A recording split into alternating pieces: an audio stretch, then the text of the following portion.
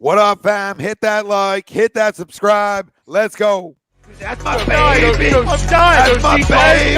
We're going at it at 110%. I just want 5 minutes of happiness, please. Just give me 5 minutes. And they scored! They did it! Left. What the hell was that? Oh, yeah! What the fuck are you talking about?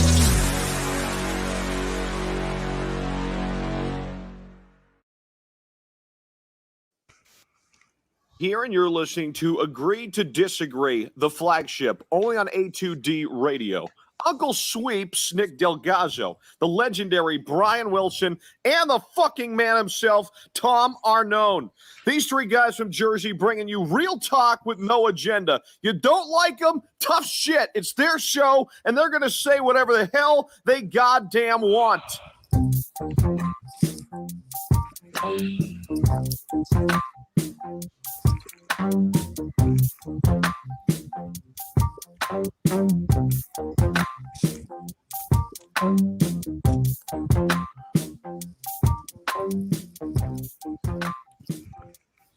Welcome in, everybody. This is Agree to Disagree, only on A2D Radio. Every Sunday, we are brought to you by our doc. Make them yours. That's Dr. Paul Vidal. Specialized Physical Therapy, LLC. Locations in Burlington, Cherry Hill. Go tell the doc we sent you. He's the GOAT. SpecializedPhysicalTherapy.com is where you can find them. As always, Nick Delgazzo, Brian Wilson, Greg Milwaukee.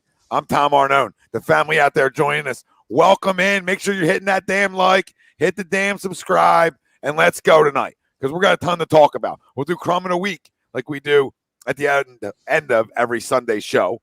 We'll get into Phillies conversations. We'll have a poll question surrounding that. We'll obviously get into some Sixers conversation in terms of the offseason. We have some Ben Simmons questions to not only ask ourselves, but you guys as well. And we'll have Bucks, Hawks, live reactions when that game tips off. So ton to cover tonight, ton to go over, ton to unpack, right? When you talk about Philly sports scenes, I mean, there's so much to unpack. I mean, it's an ugly scene. It's an ugly scene. It really is. I saw Will say he hates sports. I do. Sports. Because I'm second-guessing all my decision-making of why I let my family let us live here when I was like 5. It's Philly sports, you know. You know what I mean? But again, that's all I care about. So yes, I hate sports. Yeah. I have to wait for the fucking Syracuse football team to start, and they'll probably go 2-10. Yeah, that's not gonna. Yeah, that's not nothing worth waiting for. Yeah, go fuck yourself, Greg. I'm still excited. It's a new slate. Our first poll question is going to be brought to you by BodyCheckWellness.com, and that's promo code A2D for 20% off. That's BodyCheckWellness.com. Promo code A2D for 20% off. I got the focus and clarity. Product placement. There it is. Let me tell you, product placement. That's what we're just saying. Cha-ching. Our first poll question before we get into Bucks and Hawks is surrounding the Phillies. And it should be the Phillies should make trades before making any coaching changes. Agree or disagree? Let us know. Facebook, YouTube, Twitter, Twitch. That's where we're live. Everywhere you get your podcasts, we're there as well. Hit the like, hit the subscribe, comment in. Let us know. I mean, this is sort of easy for me. It's agree because I don't think Joe's going anywhere right now. Right? I think they would try players before they try Joe. That's just my gut. Even though Joe's not helping himself. I'm not saying Joe's helping himself. I know you're not. I'm just putting it out there that he's not helping himself. He'd go too, thinking he's got Mariano Rivera in the back end of his bullpen. You know what I don't know what's going on. You can go too. Pitches. He let the pitcher bat, and then he pulled him before he threw another pitch. That's all I gotta say. That's all I gotta say. Yep. That's embarrassing. That's embarrassing. It is embarrassing. Right? It's embarrassing. It's been an embarrassing year, and nothing's changed. Right? Like nothing's changed with this ball club, this organization. Nothing. I said in the video yesterday. They threw money at it. We find ways to care lose. About winning. Not because they care about winning. Let me make this clear. John Middleton, the cigar smoking fuck, doesn't care about winning. He don't care about winning. He cares about money. And to him, money is what he gets off of the jersey sales. People coming to the ballpark, right? So he thinks he could sell spending stupid money on what? On what?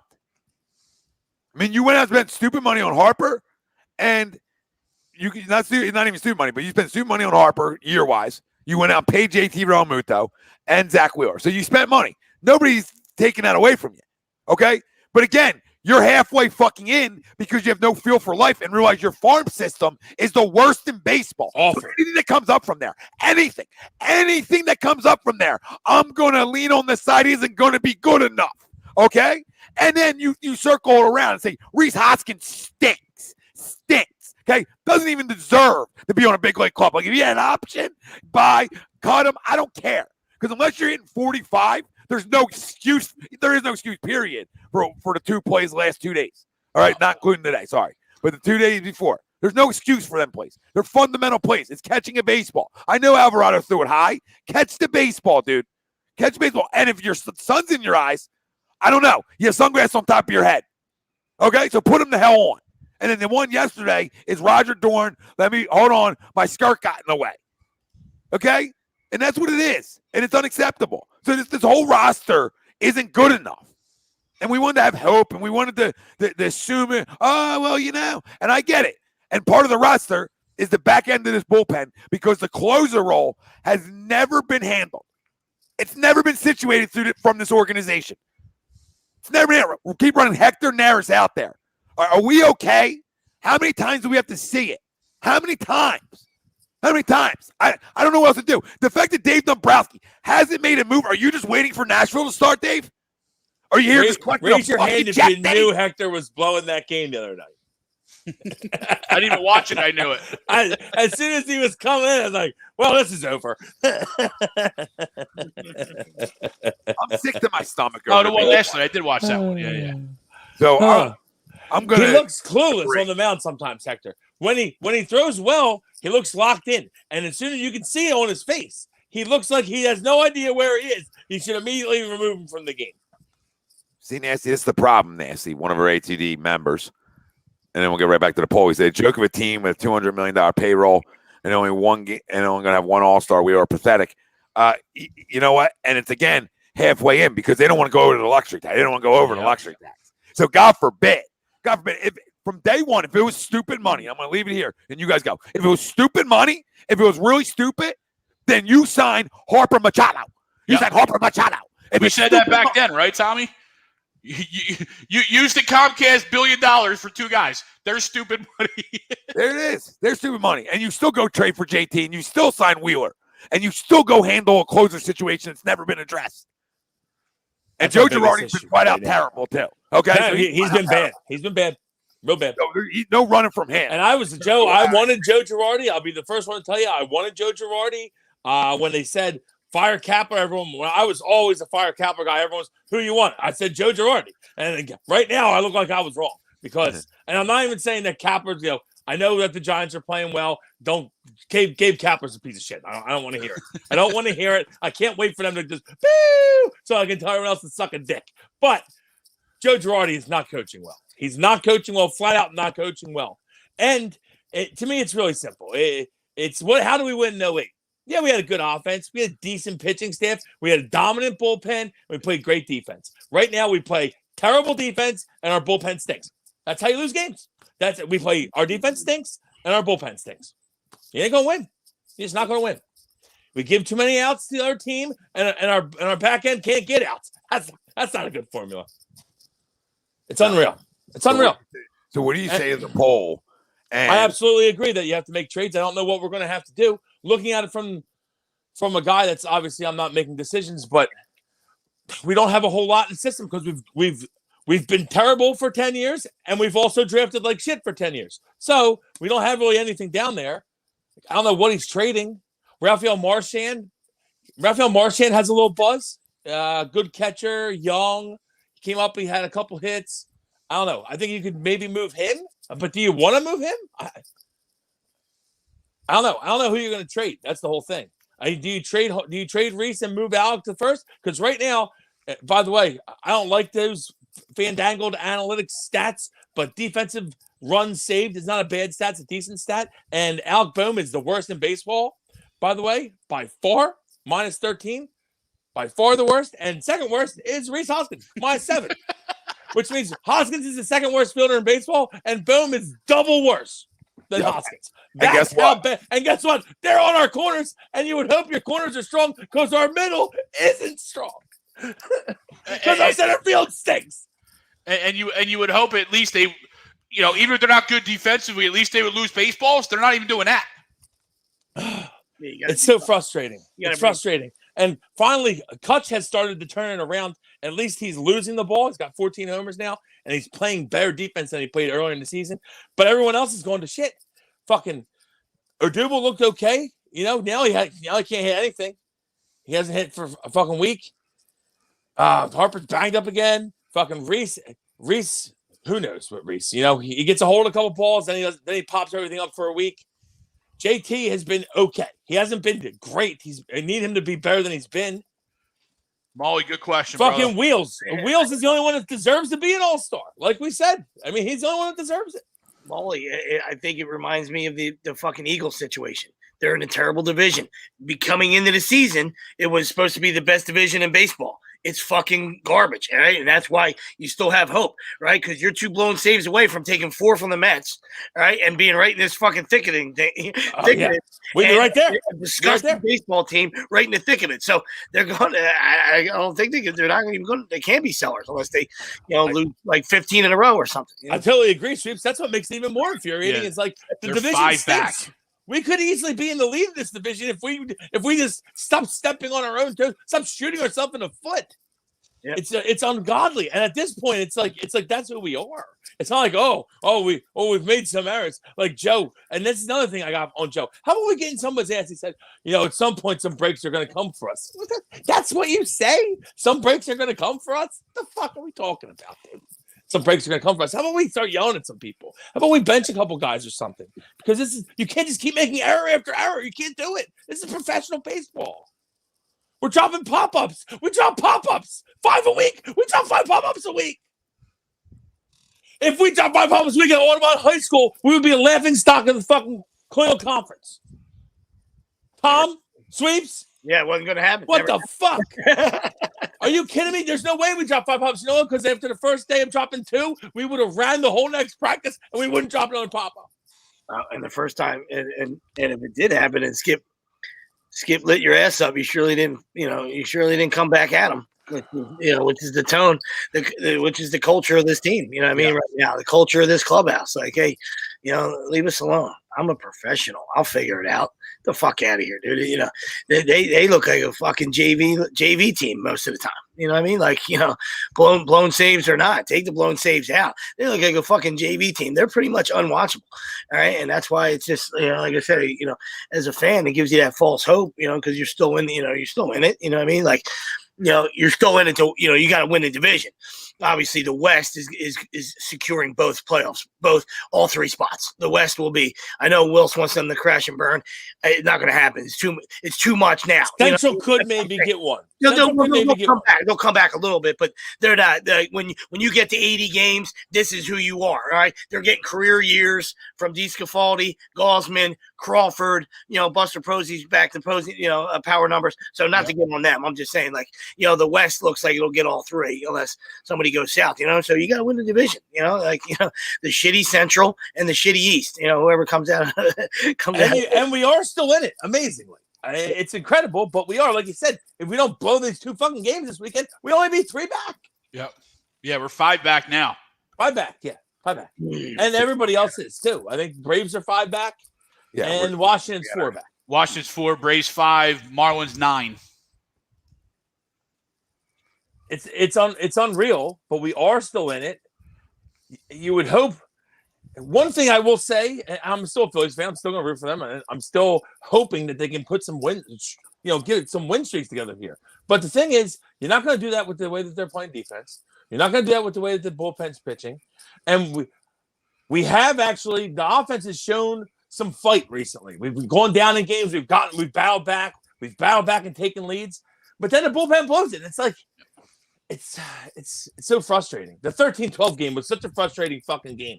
We have fucking leads in that game of like 5-0, 9-5, 12-11. How the fuck do you lose that game? When you're not good enough. Yeah. And for some reason, the back end in the closure situation, whoever it is, has been terrible all year. And I'll tell you what, I like what Archie Bradley did today because he just said, fuck it. I'm in the game and we have a 3-run lead. I'm just going to throw the ball down the middle and not walk anybody. I can't stand the fact that we walk guys. Alvarado, great stuff. He walks too many people. And Neris, oh my God. I mean, I can't even watch Hector Neris pitch anymore. At least Bradley's like, I'll throw strikes. If they hit a homer, they hit a fucking homer. Just throw strikes, please. Christ. Had the guy come out, fix the mound. You know what I mean? I was like, boy, Arch.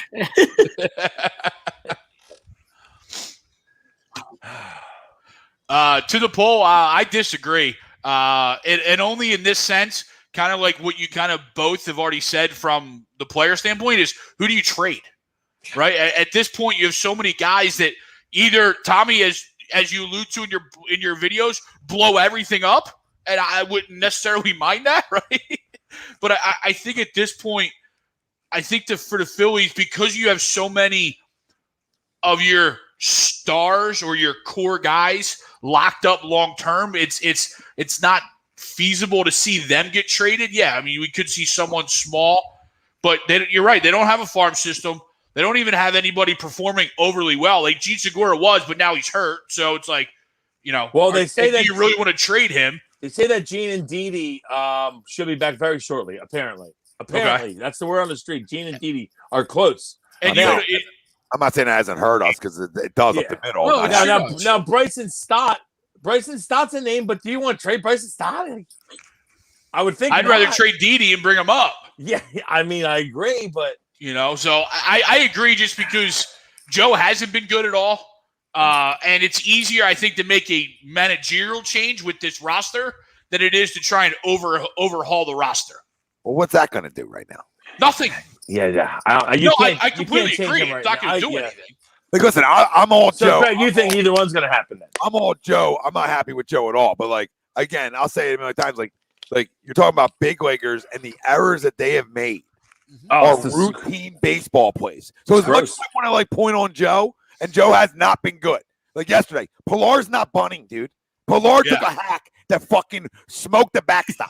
He's not bunting, asshole. So you got Luke Williams playing up, right? You got him playing up, real life, not even up. And then that ball gets by him, which is if he's back, at least behind the back a little bit, that could be a double play ball. Maybe. I don't know. But at least an out. It's an out. It's one out for sure.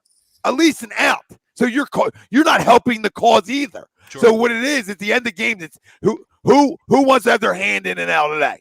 And that's what it's become. And we always talk about it on this show. The hardest 3 outs are the last 3. And that's why we hate analytics. Yeah, they hate analytics.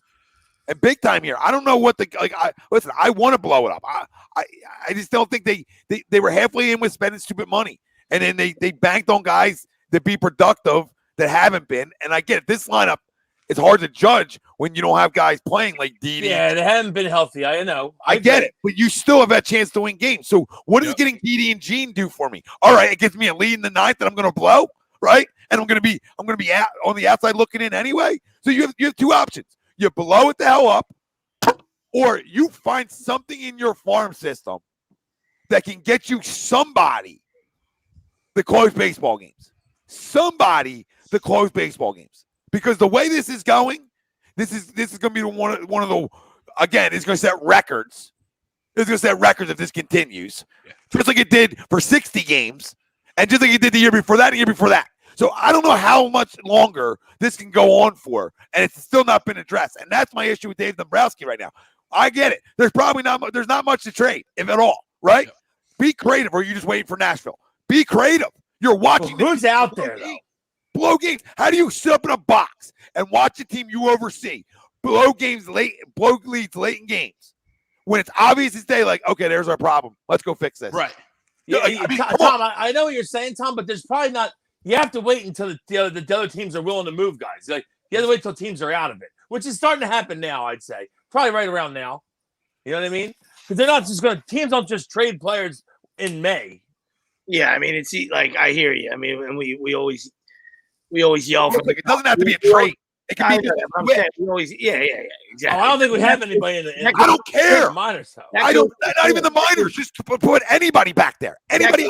That's why I killed Joe. You know what I mean? Like, yeah, guys got to catch damn baseball and make plays. I get that, right? But that's what your staff has to do. Your staff has to get creative, and your staff has to find a way. You know what I mean? This guy up there is a proven winner, right? But you can't always, like Wilson said, you can't always just open up. It's not like we're playing 2K or MLB The Show where you can, you know what I mean? Like, there's the Phils, they don't have much to offer, and it's still early wherever, you know, most teams think they're still in this thing, you know what I mean?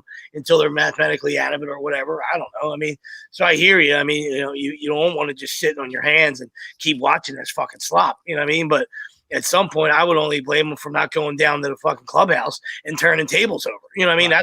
I would turn tables over. You know what I mean? Every one of you are fucking going to be gone. You understand? Including you, Joe. And you guys better wise the fuck up. Right? That's what I was. Girardi, go get a mop. Go get a mop, Girardi, and clean that fucking mess up. I just NBA floor cleaner. But listen, guys. Like, I love that. I get it. There's nothing like. What are you trading? I mean, I started the show saying the worst farm system in baseball. It's not even close. Like, it's not even close.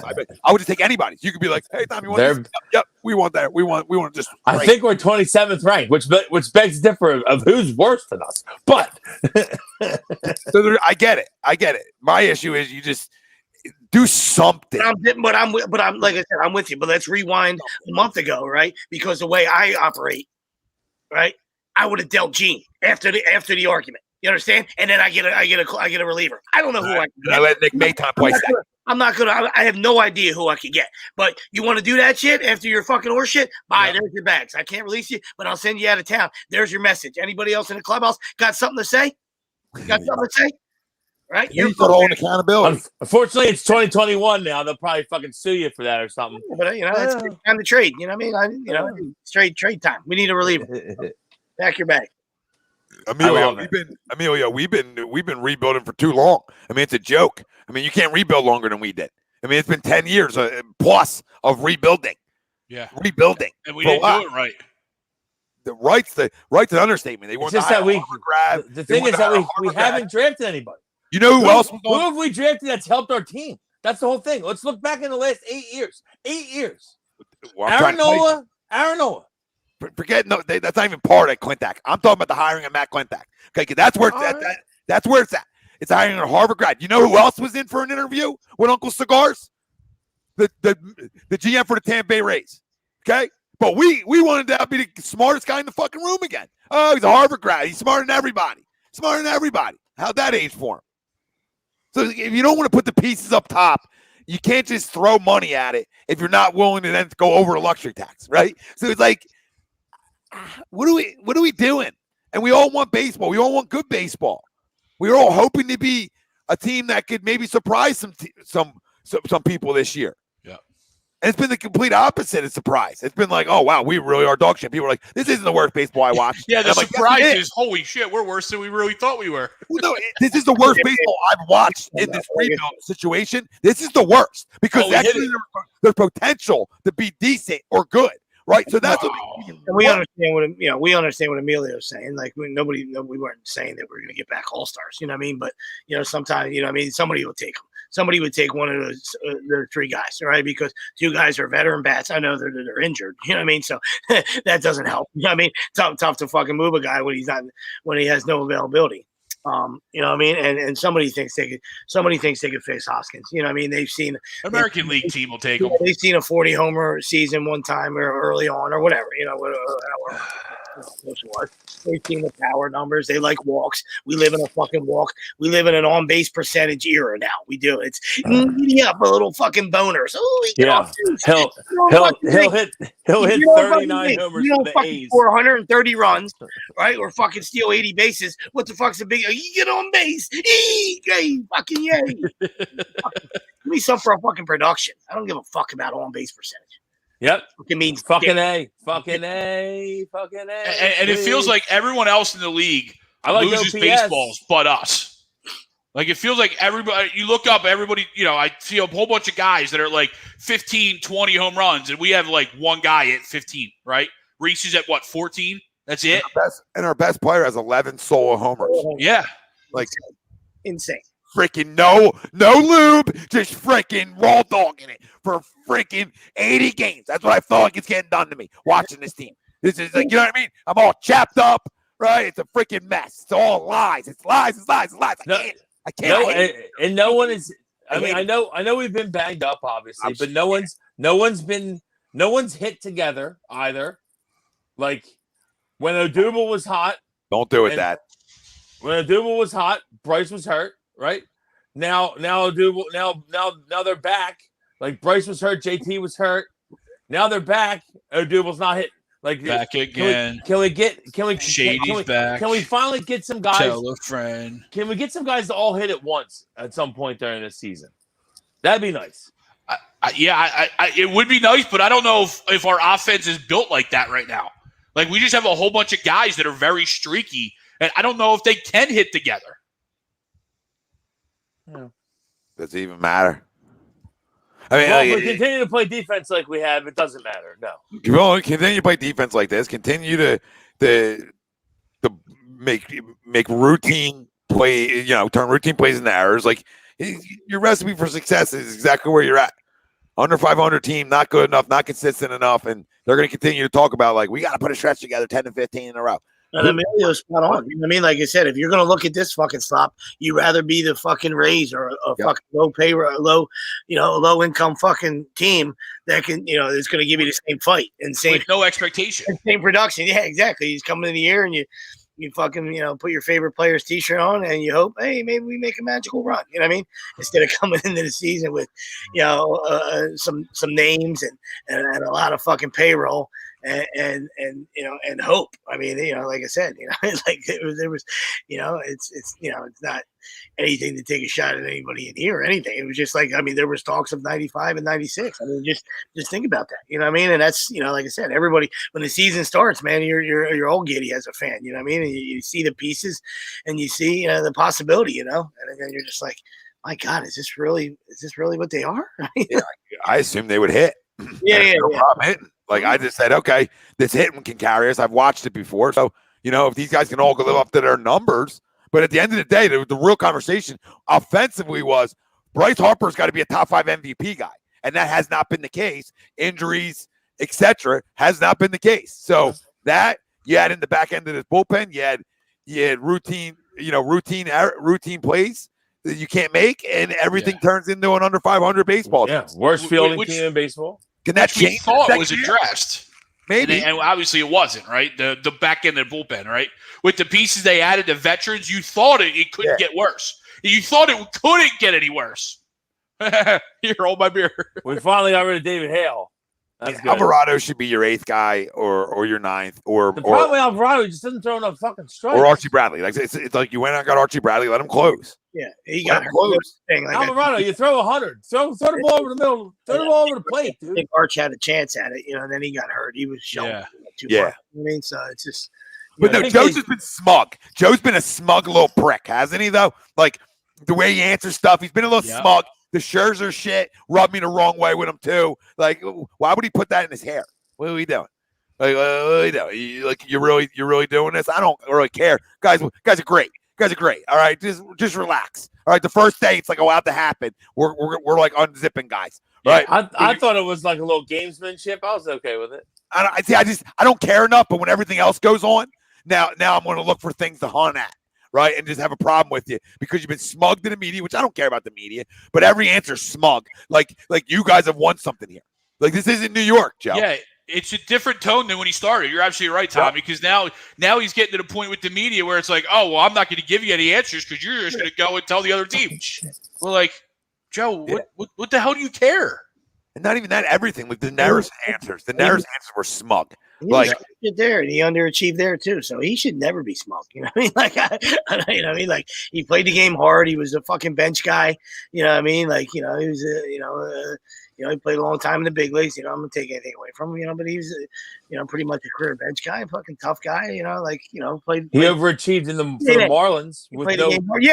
No. With no, like you're saying, where they weren't supposed to be anything. And they had a 500 season. Sometimes that's the easiest team to coach, right? Because yeah. I don't have a bunch of prima donnas. A lot easier than the Yankees and fucking Phillies. Well, we got a lot of Sure. prima donnas here. I feel like it's. I mean, Mattingly said that 2 weeks ago. Tom, he said, "I love this situation. Love it." Donnie said it. Wouldn't trade it for the world. Loves Love teaching it. the Love game. it. Loves teaching the game to the young kids, and Yep. That's it. No bullshit. No fucking strings. No fucking superstars. No prima donnas. Fucking tie your fucking spikes and let's go to fucking work. Yeah, Denise, nobody's tying your spikes for you. Right, like he's nobody all right. in your locker room's getting them tied up and laced up for you. It's a bunch of guys, a bunch of fucking lunch pails instead of like, yeah, I hate it here. I hate it here because the superstar of this team, I've never loved. And he leaves a place and they win. That tells us all we need to know about Philadelphia. And everything that we sign won't be good enough. This is welcome home. This is welcome home to Philly, everybody, because this is horrible here. Whatever we did for 2017, I want to give back. I want to give the Lombardi back. It's starting to feel that way, isn't it?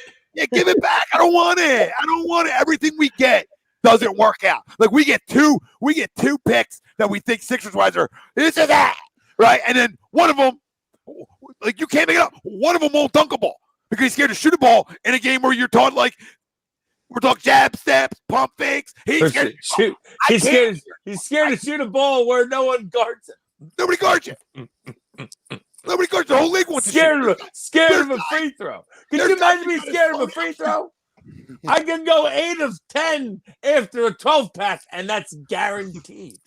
Guaranteed. Some guys are black holes. I mean, you can't get the ball back from them. You know what I mean? And this guy won't even fucking dunk a basketball. Yeah. Like it's a fucking hot potato. I mean, holy Chris. Donovan Mitchell wants to shoot 45 times a game, and Ben's scared to shoot one. You know what I mean? It's like it's unbelievable. It's unbelievable the world we live in here in Philadelphia.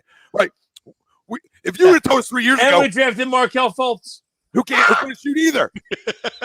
We traded him for a guy that doesn't even. I think he plays in China. He might not even make it over there. And what I'll tell you this, Wells and guys, I'll tell you this. What a joke! This is the first time in basketball history. And Boston took Tatum. First time in basketball history where we gave a standing ovation for a 3-pointer for a guy, just a jumper, standing O, and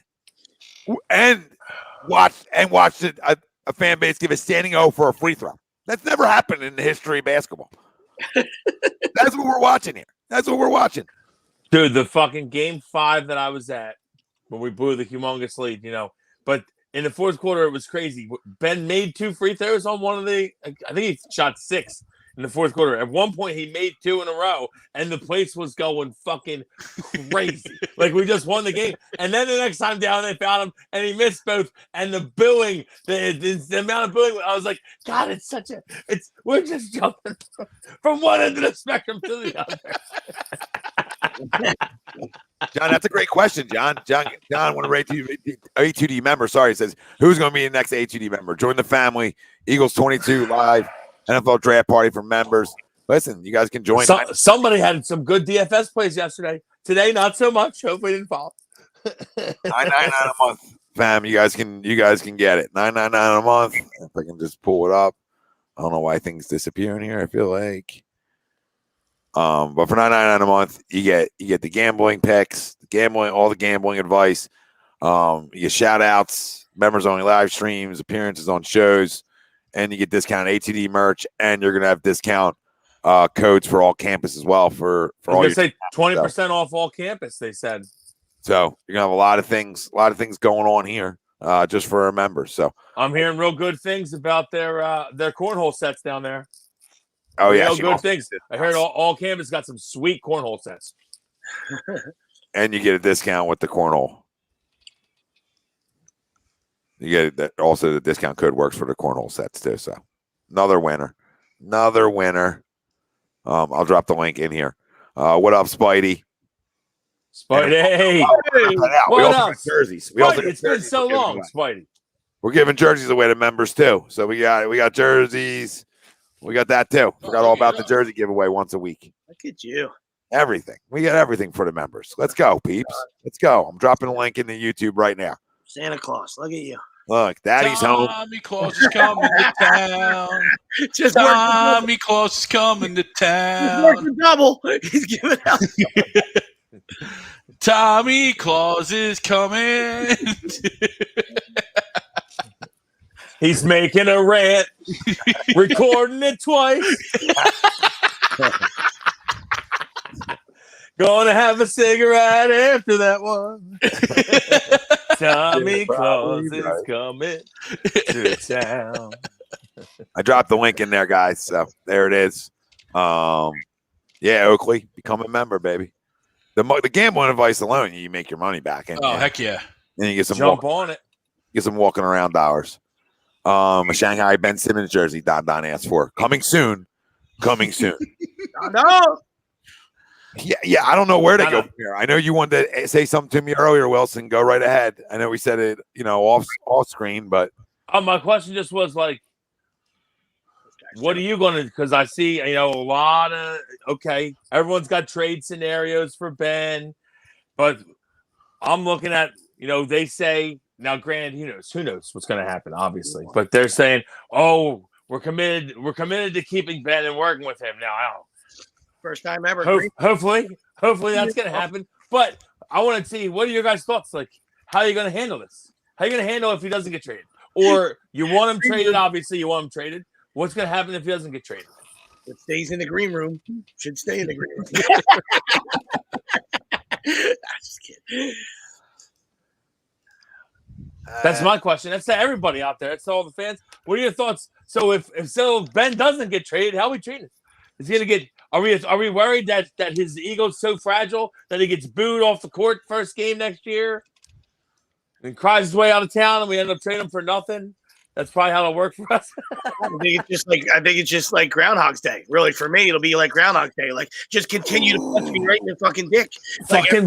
Fucking Baez just homered, and I needed the off season. There you're gonna see a couple of videos, and then off season, and look, he's shooting, and he showed up, and then, what a beautiful car. And then he spent a couple minutes in the gym, and he made some jumpers, and everybody's got their red rockets out. And it's the same fucking shit. And then he has a good regular season. Yippee, yippee, yippee.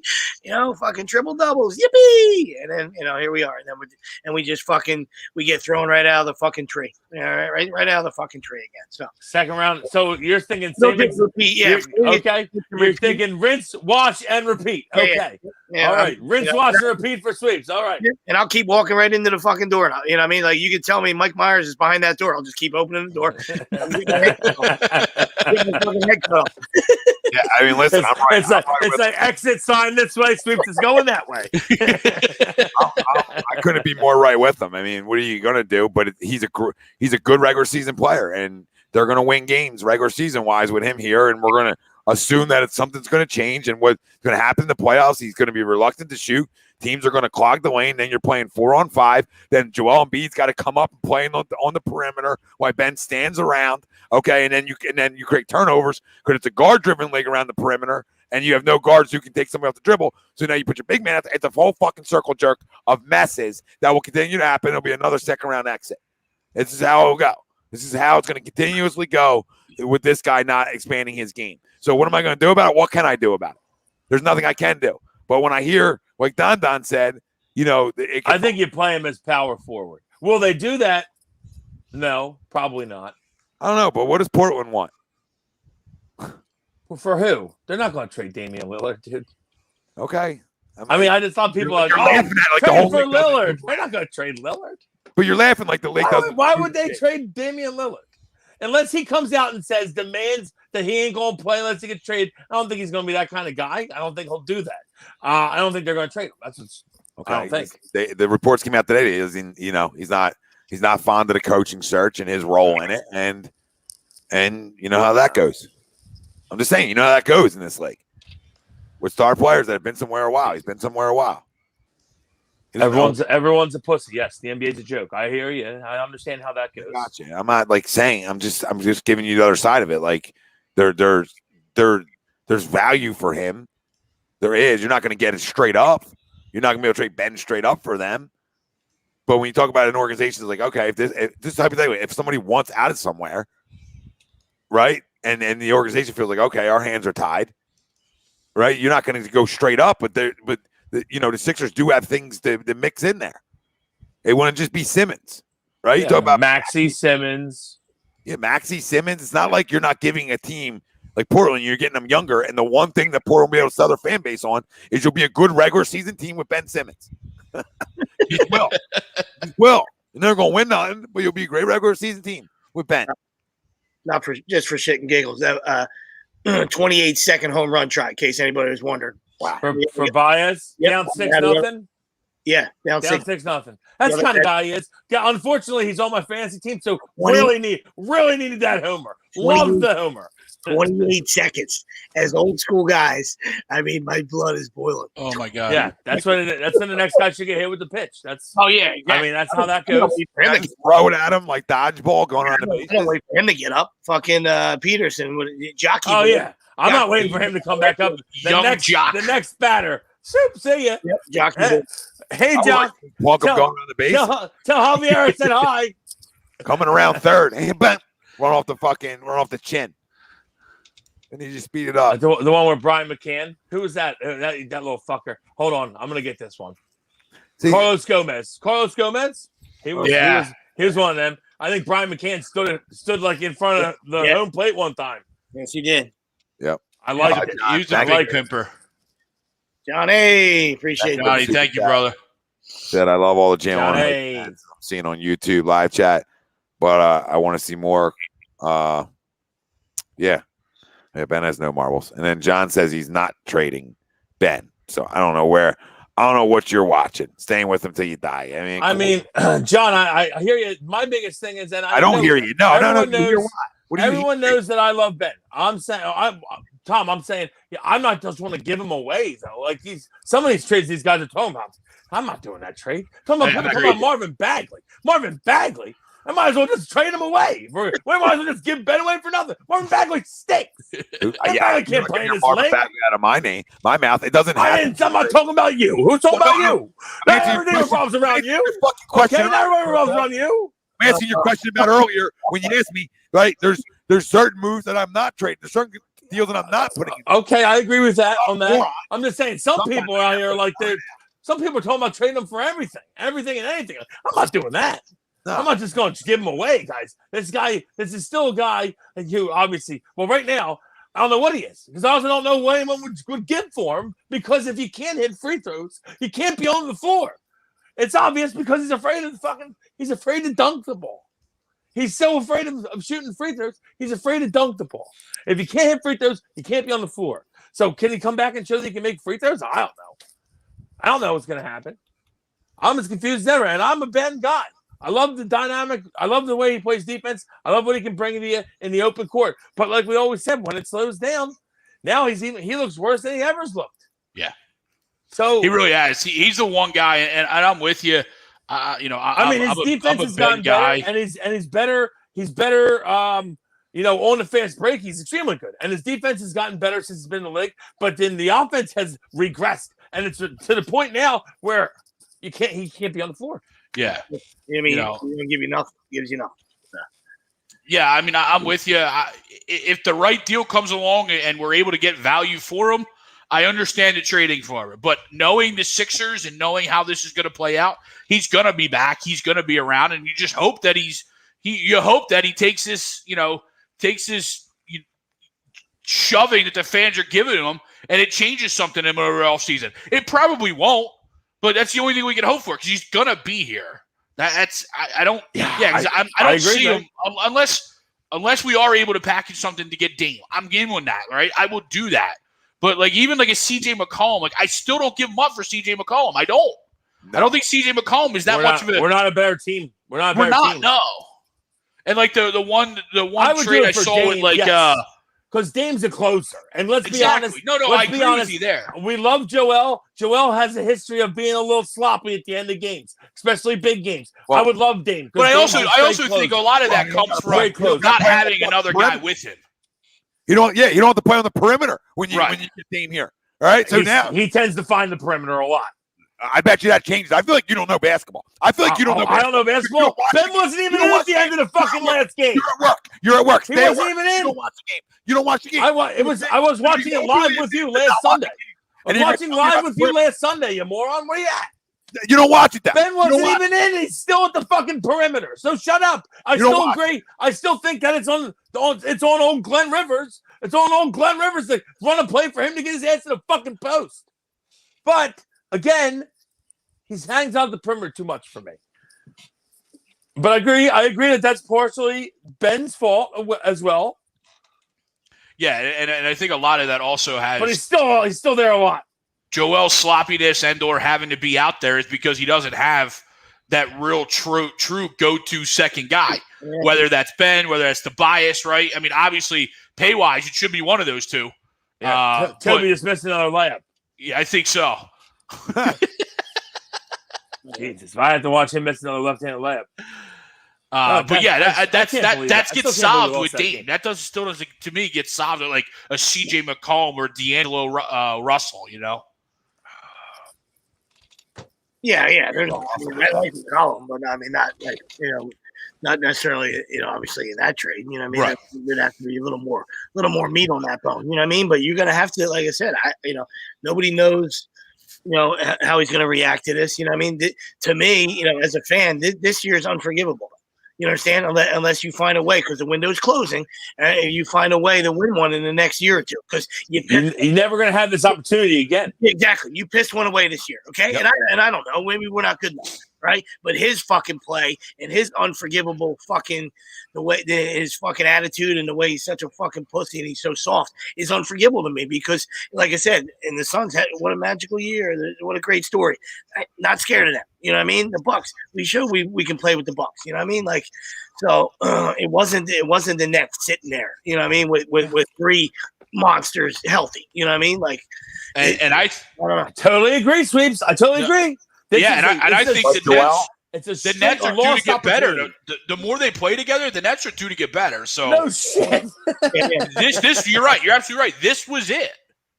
I mean, let's be honest. The Nets. We said this a month ago when we were still in the playoffs. We were saying this. The Nets were going to be the weakest. Even when the Nets are still in the playoffs, they're going to be the weakest that they're probably going to be in the next couple of years. This year, and they were obviously they got eliminated already. And are you really worried about the Bucks? Not that much. We match up well with them, and we let the fucking scumbag Hawks beat us. We let the fucking Hawks beat us. 3 games at home, 5-7. Unreal. 3 games at home. Lost a 26-point fucking lead. Kill yourself. You should jump off the wall, Whitman, and slit your throat on the way down in case the fall doesn't kill you. And an 18-point lead in Game 4 with a chance to up 3-1 stranglehold.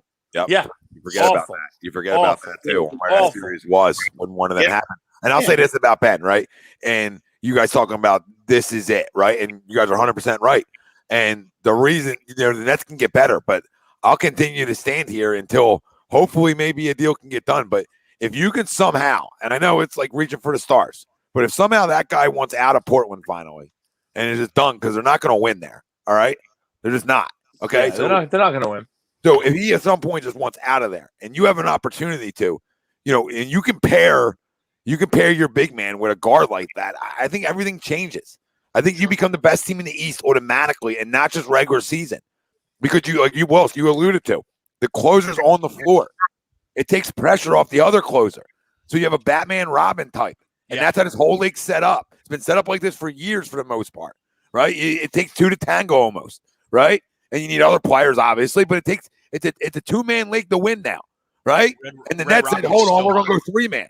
You know what I mean? We'll go 3-man. We'll go 3-man to win it, right? So everybody's trying to do that. But I compare my comparison of teaming Dame and Joe up is similar and close you're going to be able to get to a Kobe Shaq at this point in terms of in terms of dominance, in terms of production. Think about it, Wilson. You have 2 of the top 5 scorers in the NBA on one team. One's a guard, one's a center. You can't compliment each other any more than that. You can't. There's no compliment. Offensively, I agree. I don't fucking care if you can't cover a park fucking car at this point. No, it's closing. It's closing. I agree. Defensively. That's all I hear about the guy. I'm just talking about the fact that the dude has never won anything. Dude's a great player. Great player, great closer. That's all I'm saying. You're teaming him up with a first, second team all defensive player. It's not like the defense. I agree. One guy.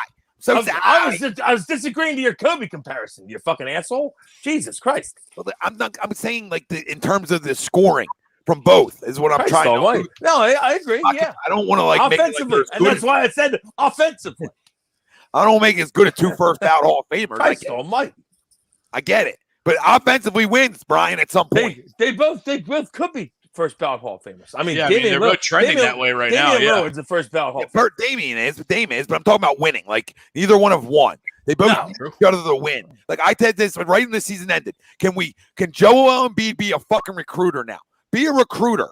Like, go. Like, it's time to be a recruiter. I'm hiring some. And you guys are friends, and I get it. You guys grew together. Well, one grew, the other just, I don't know what he did. All right. But one grew, and the other just stood around and talked about winning. Right. It's time to go. The door's closed here for him. And he's not going to go anywhere else and change just to enlighten the people until it's up for a contract year. And then you'll see him. And he'll show his face a little bit. He can't come back here. He does. He's not right. So that's the question I have. I'm sorry, Sue. But that's the question. You just said he can't come back here. If he does, he does. I mean, that's a... What do you think he can come back here? You think after? No, I don't know if he can. That's the whole thing. That's the question. Quarters. That's a question for you. I had more beers at the game I went than he took a field goal test. and there's fucking $10. My wallet knows they were $14.50 actually. At least they're 24 ounces, but they're $14.50. They might only be 16 ounces. But they're $14.50. Josh Harris, you fucking thieving motherfucker. Oh, it's unreal. $14.50. Unreal. By the way, Red Rocket still doesn't miss. It's $6 for a water, though. So, I mean, you might as well get the beer. Yeah. G2B, I'm with you, buddy. I'm with you. Won't get an argument from me. And what's Portland like? Hawks up 7-0. Yes, I did see that. In Portland, like, in reality, like, if you talk about whatever, the package of Maxey, Ben, like they're probably still a real good regular season team with McCollum there too, and they get younger. So it's not like it's the craziest thing in the world when you talk about how these GMs think, and they think, oh, a change of scenery will be good. Stick a guy in Portland, nobody fucking cares about you in Portland, right? Maybe he grows. Like, I don't know, but these guys somebody always thinks they can fix an issue. Yeah. There's always the smartest guy in the room, and if a guy wants out of somewhere and ties their hands, maybe they can get more from somewhere else. But a part of the requesting of a trade would be, I want to go where I want to go, too. Yeah. And if that team has enough and is willing to give it up, then you find a match somehow. I'm not saying it's guaranteed to happen. There's a better chance of him coming back, guys. There's a better chance of him coming back. But I believe in Daryl Morey. And this isn't Daryl's guy, and he watched this. There's no way you watch that from the box. We talk about Dave Dombrowski. And you're not, like Sleep said, flipping tables or getting on the phone. And the one thing we know about Daryl is he's always on the phone. Yeah, but his comments afterwards were like, he's coming back. I felt like when he's like, we're not far. People seem to think we're farther away than we are. We're not far away at all. That was more like hey, I think we're coming back.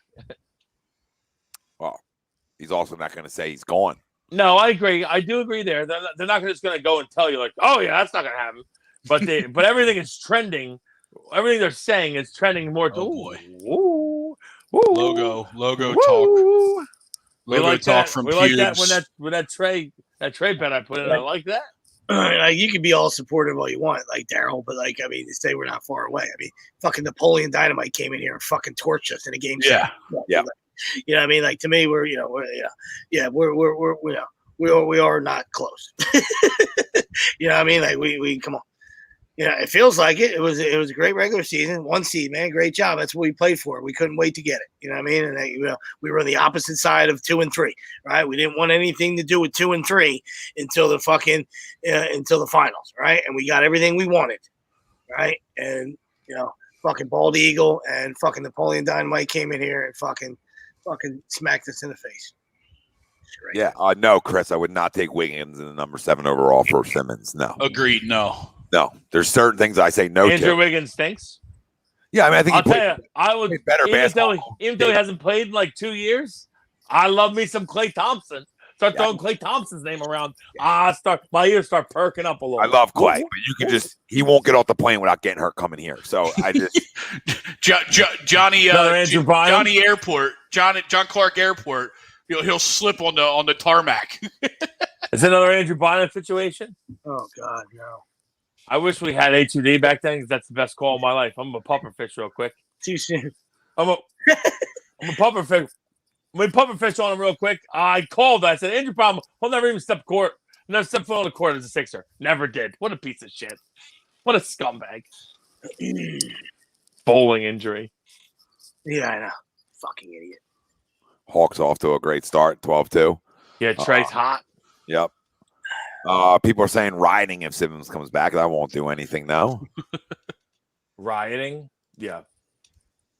I don't know. It's just tough. It's just unbelievable. We're here. I mean, I guess I have to hope that he can hit foul shots, but there's nothing that I don't know.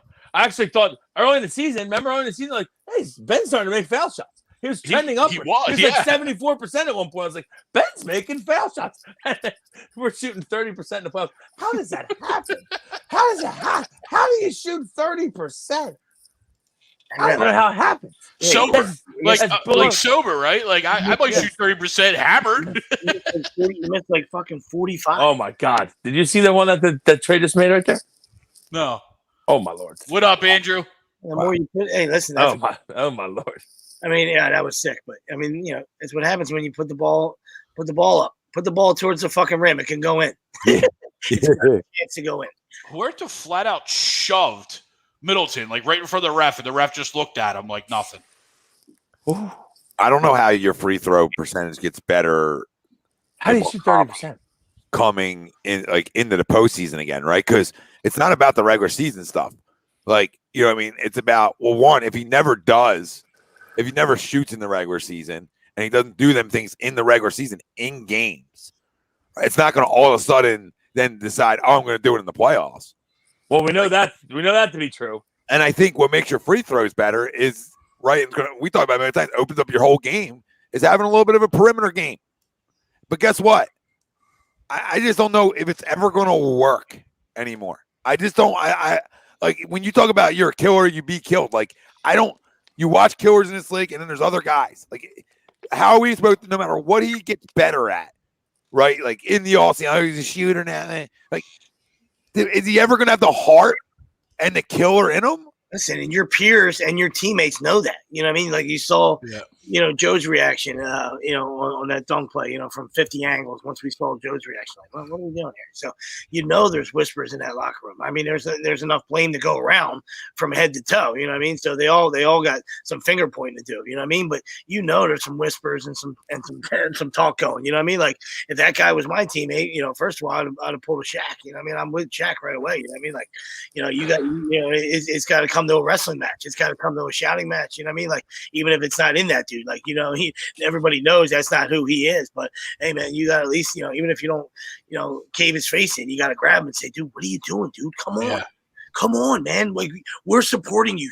Shoot the fucking basketball. Like, you know what I mean? But we've got past that. Now we're just trying to say, hey, can we get to the rim and can we fucking dunk a basketball? And can we make maybe one of two from the free throw line?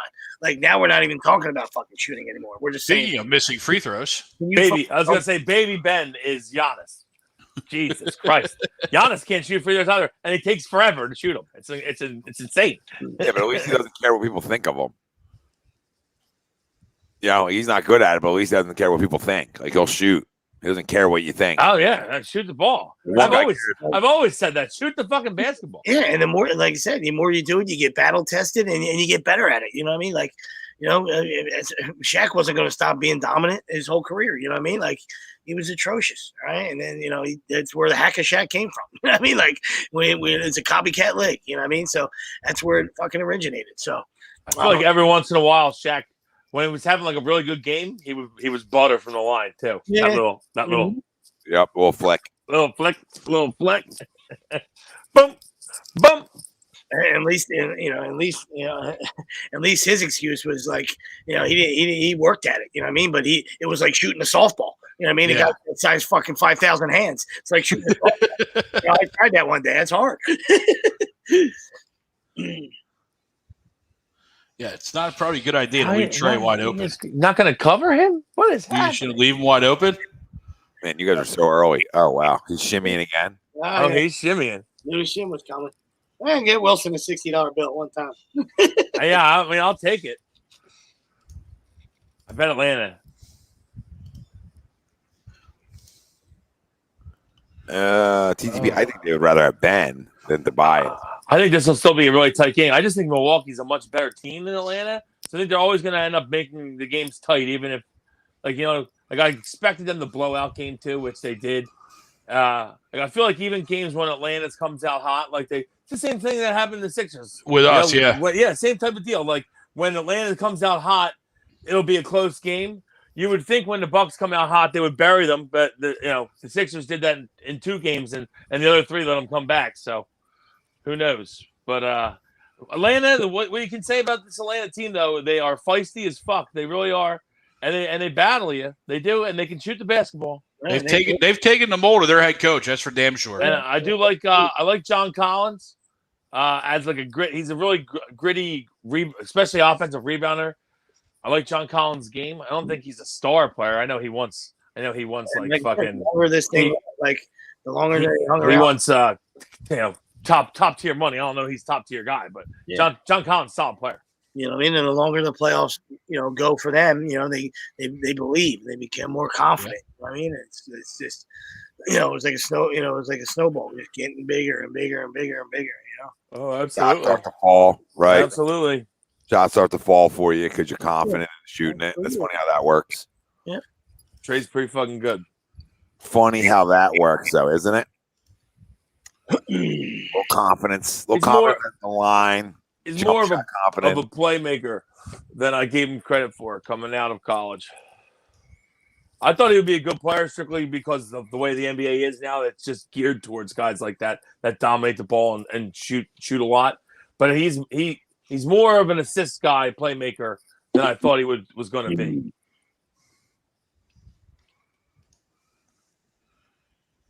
Yeah, I'm still interested to see what the rules changes next year are going to do to him. They going back to guys like him and Harden. They going back to the 80s. Hopefully, he won't get those. He won't give as many gimme fucking calls. He might go back to 12 points a game and all be right with the world. Did Harden never average 12 points a game? I hope he did, but I don't think so. I fucking hate James Harden, though. Right with you on that, Craig. I was talking Trae Young also. Trae Young's pretty fucking good, Greg. Yeah. I would think either of them ever been. So we should have made that trade then, huh? Which one for Harden? For Harden. I'm okay with saying I was wrong. I still wouldn't have made that trade. That's strictly because I hate Harden. I'm not saying that we probably would have been better off with Harden. I don't like Harden either, guess what? That we would have lost to Atlanta with Harden too. He would have sucked cock like he always does in the playoffs. Probably. Yeah, I just still think it comes down to I'm not giving up both Matisse and Maxey. You know what I mean? You can have one. I don't know if I give up both. I don't know. I'd fucking throw Matisse on a bus right now the way he played in that series. Matisse, yes, but I don't give up Maxey in that deal.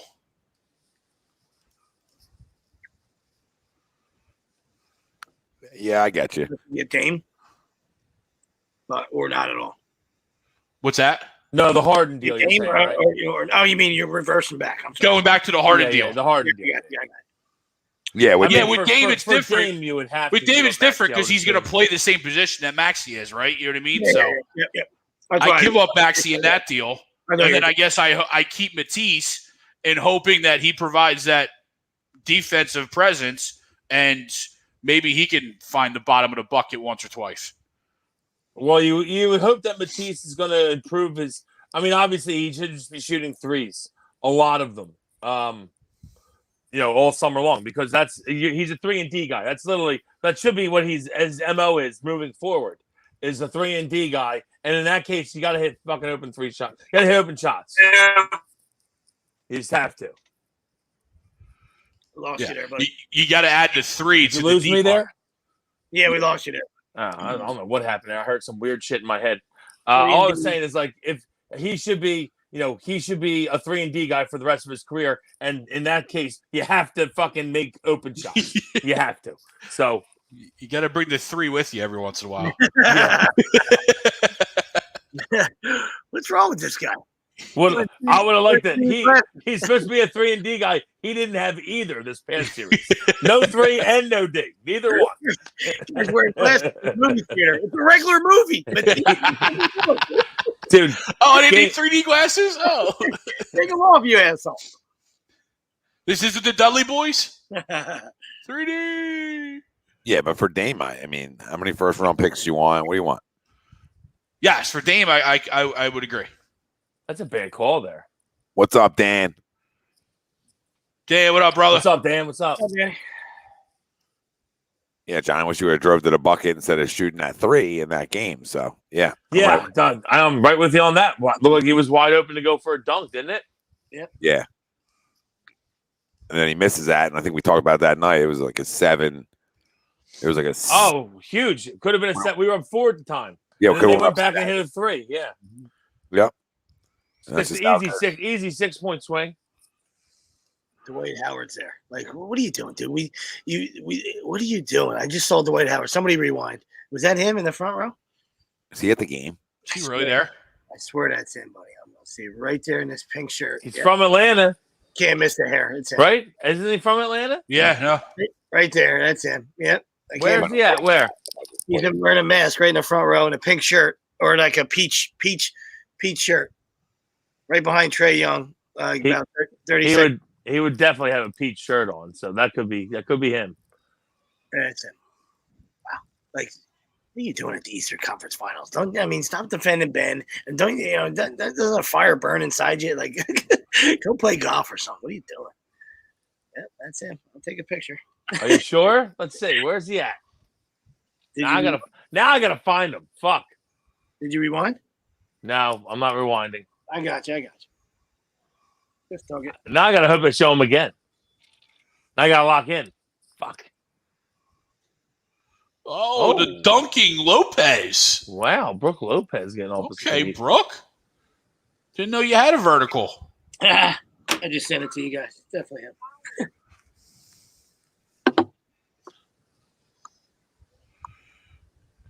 Yeah, that's definitely Dwight. So Atlanta's up 9. 27-18. Definitely Bobby Dwight. Portis. Bobby Portis getting a little physical. I like it. Bobby Portis is a Sixer killer. Yeah. Oh, he murdered the Bobby Sixers. Portis. Bobby Portis somehow will go 9-9 every time he plays Sixers. Play 17 minutes, 9-9. Like what? What happened? Oh! I hear a little background. I like it.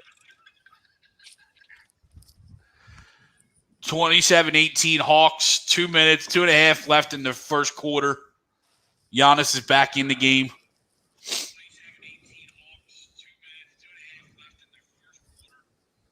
that me? Oh, that's not me, right? I was on mute.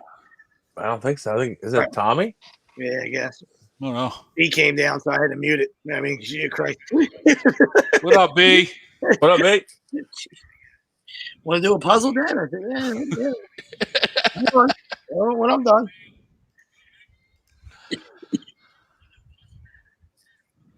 Oh, wow. Chin up, Brooke. Oh, yeah, you see that? Oh, yeah, because I paused it to take a picture, so I'm behind. I got to fast forward it.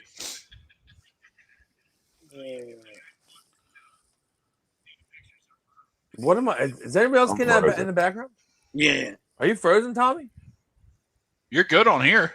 He said I am frozen. Am I frozen? Froze piece. Yep. Not on my end. My whole thing's spinning. the tilt-a-wheel? The pinwheel? We This is spin? weird. Gravitron? I can't hear you guys You stuck against the wall? or see you guys. You can't hear us? I guess I'm still going. I'm trying to restart my computer. I can hear you. I'll see you guys in a minute. We can hear you. We can hear you. Trae hit another shot. That's an interesting rotation that what's it, Budenholzer just put in there. Like he took out Giannis at about the 5-minute mark, 4:30 mark, and put him back in here now like 2:30. That's an interesting. I didn't watch much of the Bucks this year. Logo, another one, no. And he went. They're running a big lineup because he had Bobby Portis and Lopez in. Then he took Lopez out and put Giannis on. Giannis and Bobby Portis. Both big guys. Yeah, it's Giannis, Portis, Forbes? Is that Bryn Connaughton? Forbes? Yeah. Forbes, Connaughton, and is it Holiday or is it no, it's Middleton. It's Middleton, yeah. Holiday's not in. Bryn Forbes is a good 3-point shooter. I like Pat Connaughton. Pat Connaughton's he's a gritty player. I like Pat. I wish we had Portis. Remember he caved somebody's face in years ago. One of his teammates broke his whole face. Didn't he break his eye socket? Yeah, it was bad, dude. Yeah, it was guy on the Bulls. Yeah. Who was it? I know, dude. It's eluding me right now. Yeah, got it. Oh wow, Got him good. Giannis almost had a chance for a 3-point play. Going to the line. Can you get a 10-second call here?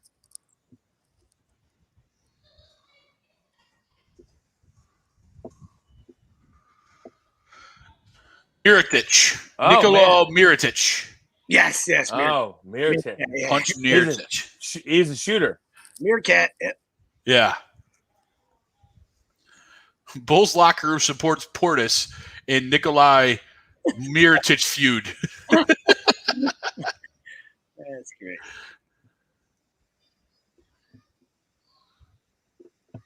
Guy got his face replaced, and they're like, we're good. Chicago Bulls forward Nikola Mirotic doesn't want to play on the same team as Bobby Portis after Portis punched him in the face October 17th during an altercation at practice. Yeah, talking about practice. And the Bulls team said they support Portis. But his teammates are reporting taking Portis' side in the matter. You're gonna need to, you guys are gonna need to trade me. I lost my whole face, and nobody likes me. This is fun. I got punched in the face during a basketball game, and they think it's my fault. Oh my god! I ran into fucking Bobby's fucking fist, and you guys hate me. This doesn't seem right. Oh shit, we lost Will. It's just me and you, buddy. Uh-oh. Just me and you, big sexy. Just the two of us. We can make it, buddy. Oh, Bert and Ernie. Man, I think there's Bert and Ernie. Who's better? Who's mine or yours? This is like an elimination game. Them two guys are out. The elimination chamber. We're in the final. We're in the finals of. It's the final countdown. We're the Wi-Fi finals. Who will win? Who will win? That's great. Oh my god, who's that with the hair? Yellow sneaks. What? Coming in now? Yellow hair. No. He's way on the. Oh, it might be Giannis' brother. That was Darvin Ham right there. He must be an assistant. He won't be an assistant long. He's on the hot seat for a couple of jobs. There he is, Will. We just Dude, we get them both back. Oh, It's Tommy back. Oh, they're back. Hey, both of them rebought. It's poker after dark. They rebought. Rebuy. TD poker late nights. We're not out. Fuck. Tom, the best is we could hear there was like an echo of the show going on, and you're like, I can't see anybody. I don't know what's going on. And we're like, we can hear you and still see you. Sent you guys a video. I was getting the spinny wheel. Everything just froze. Amazing. That wheel's no fun. That wheel. I got booted out too, like right after. That's a wheel of death, buddy. You see that? You see that pinwheel? You fucking take off. Bogdanovich just hit a 3. Yes, he did. That's a dagger. It was down to 4. Oh, Middleton Kawhi gets roll one to time. Atlanta with a 32-27 lead at the end of the first quarter. Chris Middleton get those bounces. Come on. Chris Middleton. On It's the a road shooter's roll. Shooter's roll. Soft butter. It's a good 6 bouncer there for Chris Middleton. Oh. Red Velvet started hot. Yeah, he did. Oh, Trae's been shimmying. Shimmy. God. And still through all that, Milwaukee's still in it. Yeah. Yeah, of course. Don. Uh-oh. Uh-oh. Family reunion, sure. Yeah, we're all back together. Sitting at the table. Oh yeah, Johnny. Yeah, elimination chamber. I heard it. I heard it too, John. I was gonna let it go. It was, but I allowed it. We went to the judges. I allowed it. I don't know why it's 2 times it's done that to me, and it just pops me right like backstage. Fucking StreamYard. I have to write an email. Well, I got a good chance, Don. Yeah. The Suns winning the NBA They're Finals. sure playing well, Don. That's for sure. Or the Suns winning the NBA Finals. Okay, Don. I don't know. We know how they do it in Detroit. We gotta help you out there. It's probably driving Wilson nuts. So I didn't even say a word. Wow, Sweeps. Wow. I didn't even say a word. Wow. It's unreal. DeAndre Ayton's playing well. Breaking. Chris Paul is just like he's like a general on the court. Yeah. It's unreal. Just waiting for him to get hurt. It's about due. He's done past time. I can see like next game, Chris Paul goes down. It's looking good listen, Chris Paul's been a great player for a long time. I like to see him get a ring. And I like the fact that it's going to be different teams in it. I do like that fact. Wish it was us as the different team that was in it, but I like the fact that it's not the fucking Lakers or LeBron, or the Heat forever. Like, that's cool. So hopefully, I'd be okay with Phoenix winning it. I just can't imagine the NBA sitting up there going, "Yeah, I can't wait for these finals." Like the ratings on these finals, because I agree with you, but they're all small market teams. Like even LA, you got the redheaded stepchild of LA. Like it's not even the right LA team. Yeah, they ain't gonna win. Well, Kawhi, you know that. Did you see that? Did you see that? Him going nuts on the sideline yesterday? Did you see Mike Breen? Oh, there's Kawhi going nuts, and he's just sitting there in his chair. He probably said one word. That's going nuts for Kawhi. Oh shit! Kawhi's going crazy. Real emotional guy. They're still making Fast and Furiouses, by the way. Anybody know that? No one just came out. It's unreal. Paul Walker died a decade ago. Yeah, just keep pumping them out. Paul George missing free throws at the end of the games too is not helping them. Not helping the Clippers call. No. Old PG-13. Well, Benny, they don't even have like a crowd, Like it's like, how do you even have a fan base when you stunk for that long? I think the only people I know that's Clippers fans like Billy Crystal. wasn't Billy Crystal always the Clippers guy? Absolutely. I think so. Yeah. And people who can't afford Lakers tickets. Yeah, that's true too. I do like me some Steve Ballmer though. He's fucking nuts, buddy. I like a fucking owner. Just he doesn't get involved in you don't hear any interviews and stuff. You know what I mean? So but he's just there. He goes nuts. He's a fucking nerd. He's got fucking more money than God. And he just goes fucking bananas. Yeah, he does. He does. Total dry jock, but he just fucking goes bananas. I love it. Threw his head down when Paul George missed a free throw last night. It was pretty funny. People are talking about signing trade with Kawhi, TTP, if he wants to leave LA. I feel like he did so much. Kawhi wanted to get to LA. Yeah, he ain't going anywhere. That's where he's from. That's where I'm a realistic trader. I'm a realistic trader. Like I don't feel. Does Kawhi have a torn ACL? Is the question? It's cool because I know there's like rumors. There's rumors floating around like Kawhi's got like a bad knee injury. They're just not saying it. I want to trigger some guys. I would take any of this for Ben. Any of it. Any of it. And even the second. I don't want to be on Westbrook. Give me in a heartbeat. You tell me that team's not better?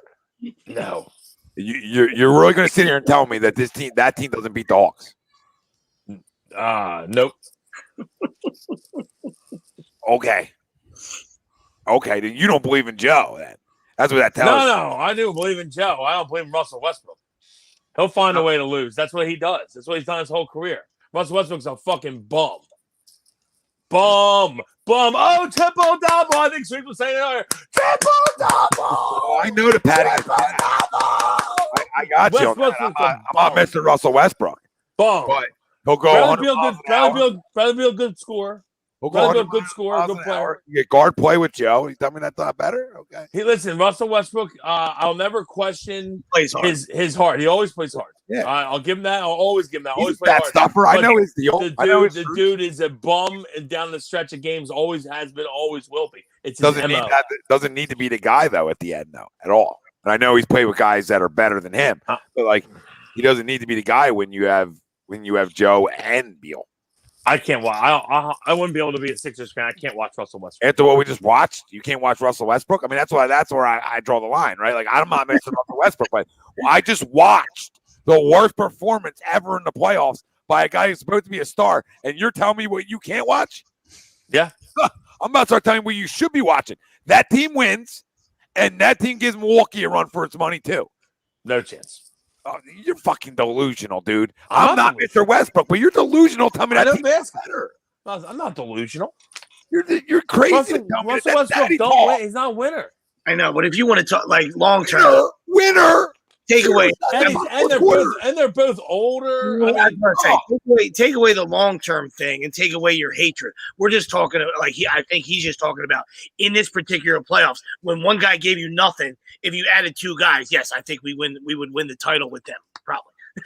The other guy gave you. I don't know. There's no way you can tell me that the other guy gave us anything because he didn't give us any defense either. Don't tell me that, bro. The other guy killed him. I mean, so he didn't give us anything. Like long term, yeah. I mean, you don't. I understand that too. I mean, age and track record. Well, he didn't play bad defense though. Nah, come on, dude. Get out of here, dude. If that's his thing, though. If you're not going to do anything, well, listen.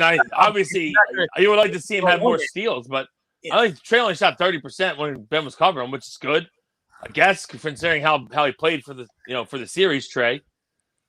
Can't with you, Daddy Ball. I can't. No, I'm not. Listen, I told you Ben can't be on the court. You just went to I'm just being you. I'm being honest. You want to be honest? Be honest. The biggest defender run to those stats. How am I being a defender? I told you he can't be on the floor right now.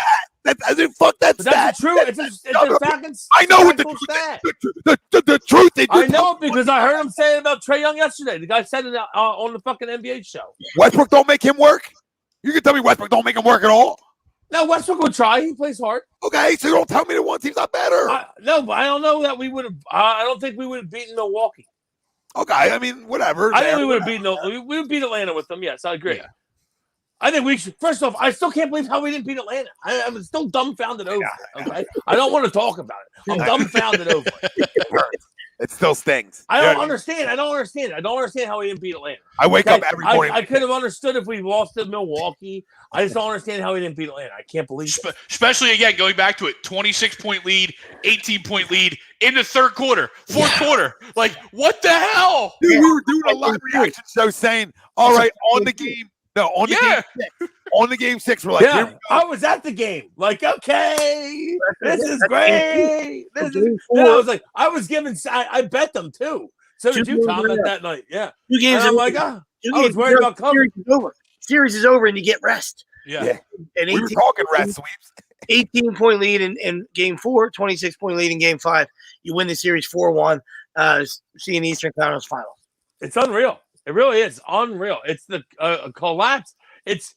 I know you guys are talking about this on a different show. Wednesdays. Yep. Wednesday's show. I was like trying to tune a little bit at work, but I didn't get to mention anything on it. But to me, it's the biggest collapse in Philadelphia sports history in my lifetime, for sure. It has to be, just because you're so much better than this Atlanta team. You just are. You're just a better team. You really are, and you absolutely collapsed. Collapsed. Listen, when we talked about heartbreak on Wednesday, and to me, it was because there was points in this series where, as a fan base, we were all talking about the next round. Yeah. So when you're already on it, and you're assuming, like when I thought the Eastern Conference Finals are bust at the beginning of the year, right? When this lined up, I was like, oh shit, I might have to rearrange my bus process, right? Because of how it's set up. Well, we kind of did that towards the end of the year too. Absolutely, we were doing it in the series. Yeah. We were saying, oh shit, we're on the Milwaukee, right? And in game 5, we were on the Milwaukee. Straight face. We were all sitting here. I remember saying to myself, up 26, 28, whatever the fuck it was, on the Bucks. What idiots are we? And then Wilson's right. This is one of the biggest, if not the biggest, collapse that I remember. In my lifetime, it is. Yeah, It yeah, has to be. Yeah. I mean, I know the Rondé Barber. Everyone is bringing up that was that 03, and that one really hurts because if you look at it, that was our Super Bowl to win with McNabb. Like we would have rolled Oakland just like Tampa rolled Oakland, but that I feel like that Tampa team is better than this in comparison to this Atlanta team. You know what I mean? Like, yes. I just don't like. To me, you lost to a much inferior opponent. The Eagles, at least the Tampa opponent. I know we had owned them historically. Those last couple seasons before that, we had owned them. We were beating them every year in the playoffs. We were beating Tampa, so that hurt it. That hurt it. But they were a much better team, much closer. In competition level to the Eagles than this fucking Hawks team was to the Sixers, in my opinion. Yeah. The Cliff Lee 4-0 lead to the Cardinals. That one stinks to me though too. That one might be number 2. That one might be more than the Eagles one because of the fact that to me we were better than that Cardinals team too. And I know, no offense to Sweeps, I love that Cardinals team was gritty and they had Carpenter, Carpenter and Wainwright, you know. And they were great, saw you peeking. We were better than that fucking team. So that one was bad too. And you're paid $25 million not to lose that game. Yeah. Nah, but I hear you. I mean, yeah, this was it. This was probably it for me. I mean, like all great scenarios that you were talking about. You know, I mean, they're all those ones. You know, they sting too, but. This was, like I said, I got home from work in game 4. It was 19 at the half. I'm like, giddy up. Let's fucking go. 3-1 lead. You know what I mean? Like, you know. I was at work. I stopped checking it. I'm like, they're rolling. Game 3, they were up 13 at the half. I hop on a plane. They're up 13. I land. They lose. Like, what the? Game 4. That was 4. Yeah, 4. 4, right? Game 4 goes 1 to the 1 point lead going to the 4th. I went, what the fuck happened? Yeah, it was a blink of an eye. And both of them too. Like, by the time I scrubbed my nuts and fucking cracked my Miller Lite bottle, it was fucking down to 1. I mean, game 5 was even crazier because it was like a slow death. Wilson, right? Yeah. Game 5 was brutal. It was more slow. Like the lead just kept shrinking and shrinking and shrinking. But listen, while I have everybody, you can get 20% off and free shipping with the code A2D at manscaped.com. Unlock your confidence and always use the right tools for the job with Manscaped. Got my ball deodorant. Let me tell you something. Still makes me laugh all the time. Like, I don't care if I'm fucking 6 years old and a fucking. Oh, product placement. Yeah, look at you. Product placement. Smell good, look good, feel good. That's how we do it. Use the refresher in the airport the other day and need a little spritz. At the airport. Wow. That's a little. Yeah, need a little pick me up. Okay, all right. But it's like, I was gonna say, I'm more impressed that he got his foot up on the sink. Did you go foot? Did you go to foot spray? No, in the plane? Pretty under. Yeah.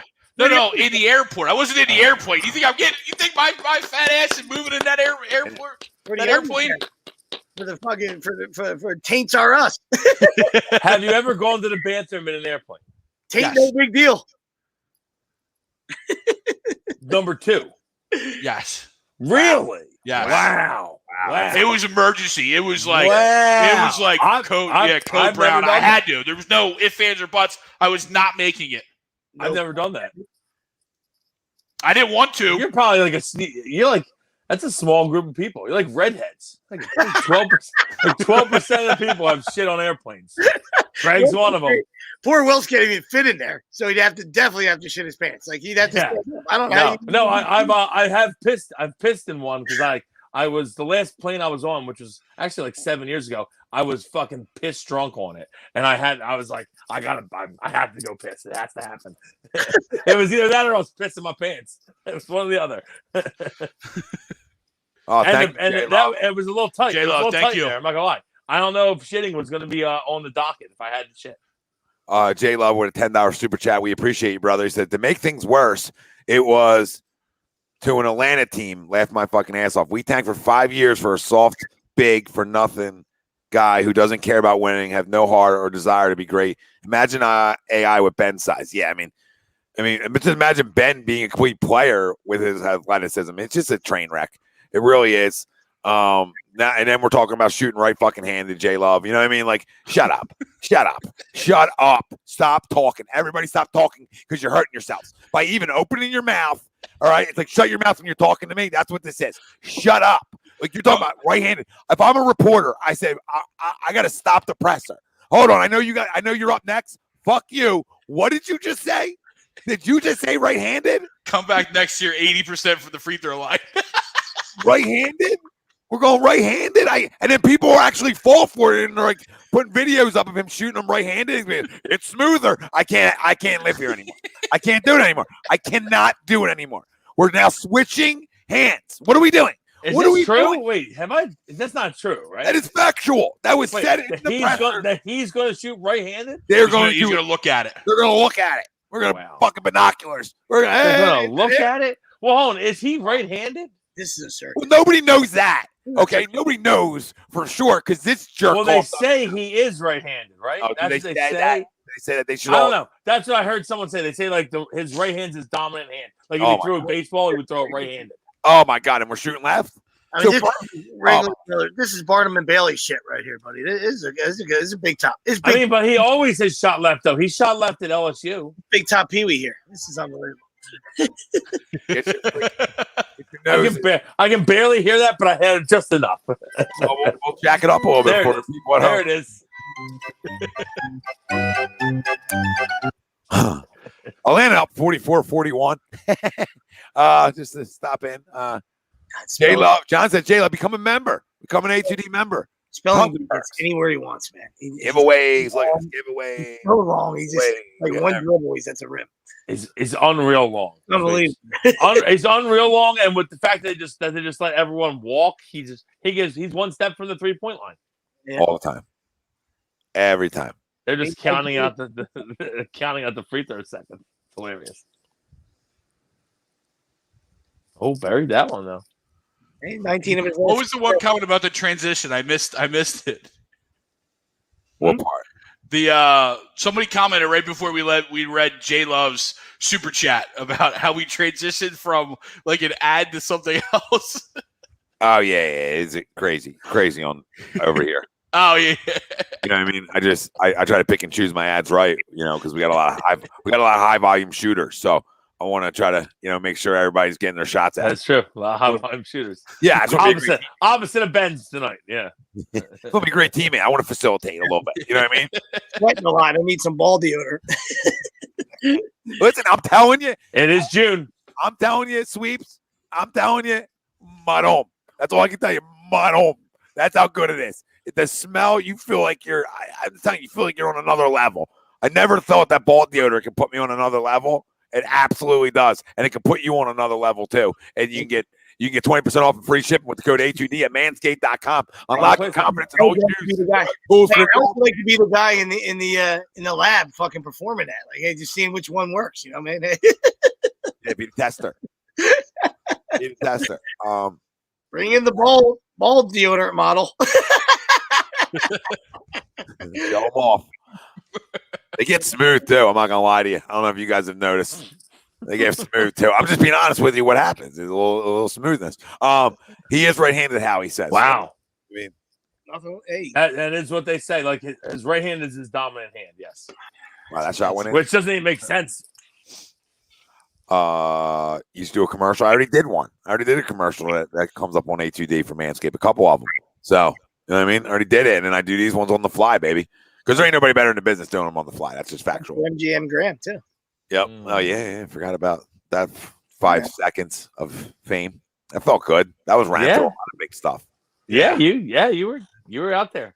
Yeah, I was around. Tommy John. Just think, if you didn't delete that one tweet, how much bigger you could be. I don't want to be that big on that level. I'm just fucking with you. I know. 50-46 Atlanta. Like about 4 minutes left in the half. Yep. 351. Type of response you figured from Milwaukee. It's the NBA. Everybody makes a run. They made theirs back. I would expect it to be a close game, yeah. Yeah. Atlanta's tough. I mean, you can't take it away from them. They're scrappy, for sure.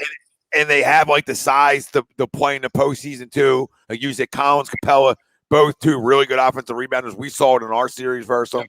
And then they got the shooters, Bogdanovich and Herter to go along with Young. I mean, it's a great compliment. They complement each other really well. And as much as I think Trae Young can shoot them out of games at times, what I felt like in Game 7, he absolutely shot him out of a game. We just didn't play. First half for sure. Like Wilson, he does a really good job of facilitating. He's becoming a better playmaker with the basketball in his hands, and you're seeing it throughout this postseason. And like Greg said, they really take on the personality of their head coach Nick McMillan. Or everywhere he goes, it's lunch pail talk. So I mean, what's funny is their best defender is out too. He hasn't even played DeAndre Hunter, who's a good player. And they would probably be playing. I mean, I guess Herter's getting more time because of that. And Herter's obviously he's capitalizing because he's playing very well. So they're maybe not missing a whole lot, but they are missing their best wing defender in DeAndre Hunter. Yo, hit the like, hit the subscribe. I see tons of people, over 80 people watching on YouTube or something like that. Yeah, hit the like, hit the subscribe. Turn your alerts on. Let's go, people. What are you waiting on? Get a membership. You play MLB DFS? Because I've been a little hot.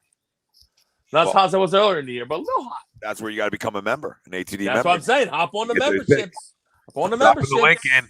We haven't had one. Memberships. Let's go. Somebody be that guy. Come on, hop Bryce. on You're a long timer here. See Bryce. I dropped the membership link right in there.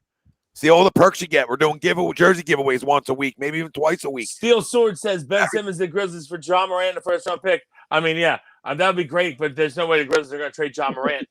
I don't know that's why. The only unfortunate thing about that, Steel, but love the idea. I mean, I would do that. Who wouldn't? Well, I want to ask Memphis. Yeah, I want to ask that is who wouldn't, Greg. Correct. The Grizzlies. Dang, Greg, that's correct. Howie, we can give away Cowboys jerseys if you become a fan. I can get any jersey you want. So, I plan on. We can also burn it for you if you like it still. Yeah. I mean, listen, I can burn this one right here, Ben Simmons. We could just do it live on air. But I'm sure somebody wants it like Wells. You know what I mean? There's a dad out there that would love to. Graduation talk. That's good. That's funny. Man, fucking can't even give this thing away. Nobody wants it. I will say he will take it. It sucks because I got that. I got Embiid and Simmons thinking we're going to Eastern Conference Final. And, hold on. I got hit right in the back of the fucking head. What the fuck? Who the fuck just hit me? That's what I thought. His sister even disappeared, right? Or no, was that Horford's sister or Ben's sister that used to pop off? Oh, they both like Horford. Yeah, I think Liv Simmons isn't quiet either. Yeah, she don't mind saying things, but no, Horford's sister is a fucking problem. I mean, just you go to the house, shut the fuck up. You know what I mean? Like, stay off Twitter. You got the house. You know what I mean? You deposit, you're cashing checks from me. You're back in Boston now. Yeah, you're back in Boston. You guys can all have a love story because that organization's shit, in my opinion, right now. I don't know. It's just like when you're not firing a coach and you're giving him a raise, like it's always question marks to me. I think that was a good move that they made, though. I'm not saying it's a bad one. I'm not a big Kemba guy. No, that's a good move. Always hurt. It's a good move to get rid of the Kemba. I get you, for sure. And Horford played well there, and they're going to save some money. I think it's not a bad move at all. And they could not be done too. You know what I mean? You might see Brown or Tatum go to try and move up. Wow. Yeah, I don't know about that. I don't know. Yeah, I don't know about that, Greg. I mean, who's in this draft? Oh my God! Did he use the air ball? Yeah, I think he did. You guys are so ahead of me. We waited 35 seconds for an air ball. Oh my God! First time. This guy's laughing. Yeah, but you know what? He don't care because he'll go hard to the bucket again, and you can foul him. Like we always say, Tom. It's it doesn't matter. Who cares? Like we always said about Ben. Were you worried about missing shots? Who cares? Everybody misses shots. Fucking miss shots. Who cares? Oh my God! He tipped into the rim. Drew. Oh. I guess this aged well. Oh my God. Drew. Yeah. Just a tip. Red Velvet. Oh. Just for a second. Oh my God! You guys are in the fourth quarter already. I mean, Napoleon. Oh my goodness! What was that? That's a terrible attempt for a rebound. Who's that foul? Jesus, Bobby Portis. There's your guy. He'll punch in the eye. Tom, I think that's when you weren't here, Tom. We were talking about that. You can't even make fun of him. You can't make fun of him from wearing a white T-shirt because he'll cave your face in. You're like, Bobby, and the team will take his side. This ain't the YMCA, Bobby. Why are you wearing a white Wow. What's going to happen here? Oh, that's deep. Oh, yep, he's feeling it. He's feeling good. Trae Young feeling good. Atlanta up 53-46, another logo piece for Trae. 79 people watching. Off his knee. Yeah. 79 people watching. Hit the like, hit the subscribe. That was a deep one for Trae there. Yeah, another logo. Gotta do something about that hair, man. Whew. It's a tough look. Tough look. Segue into that manscape right there, Trae. I don't know if they can do much about the hair on top of the head, but the rest of it, they can take care of it. Jay said it's a pipe dream to think after 4 years you suddenly come back shooting. Shooting isn't my biggest concern now. My concern is his love for basketball. He seems more interested in video games than modeling. Jay, well said, brother. I mean, it was spot on. We appreciate your super chat earlier and way to double it up, which is a fucking common sense. Common sense. I mean, it's very simple. I mean, I saw a commercial. I guess he's got a wine coming out, like a wine. And it's the Ben Simmons. Let me see if I can find the name. Like after, and again, I'm a Ben guy, right? But like after the thing, I'm like, this is coming up afterwards, and you're talking about like you're playing extraordinary or something, and I'm like, come on, dude, this is not the right side, not the right time for this to come out. Yeah, Ben Simmons wine. Yeah, Jesse says anyone that plays Ben Simmons plays better defense than him. Anyone that holds a max contract player to 8 points is lockdown. You ain't wrong, Jesse. It's not freaking wrong. Everybody wants to talk about his defense. Well, if you can't score, where's your defense, man? We say the same thing about Matisse Thybulle. I'm not comparing the two, but if you can't score, you become a liability. Yeah, and you know what, Tom, and I always said that I don't need him to shoot, but you have to be aggressive. There was no aggressiveness the whole series, none at all. He lost all aggressiveness. And like it's an Australian-based wine. The aggressive Ben is a Ben that I enjoy watching. What happened to him? Are you that afraid of foul shots that you've lost all aggressiveness? Because if that's the case, you can't be on the floor. You can't be on the floor. You just can't. An Australian-based winery called Penfolds is who he teamed up with. Wow, that's cute. But like the commercial I saw talked about. They pour him right-handed. Asking for he might. They're probably pissed at him. Ben is a remarkable athlete who inspires greatness both on and off the court. They're probably pissed at him right now because he's not going to play for Australia, right? Give me the gun. Is that the wine label? Did somebody say that, or is that on the wine label? That was to the marketing director. Wow, yeah. Yeah. Good sell. Yeah, but somebody give me the gun. Put it right in my mouth. I just can't. I can't. Freaking stinks on the court. I've never seen a choke job like this. To go back to that, as we're watching basketball, it's just disgusting. And then you pick that back with the Phillies just being a train wreck. I mean, it's just bad to be here. The Phillies could have freaking won 4 games in this series, like we were talking about earlier, and put themselves right in the mix, right in the conversation. They split it, which is fine usually, right? But not in the way you lost games, right? So you got to lead in all 4.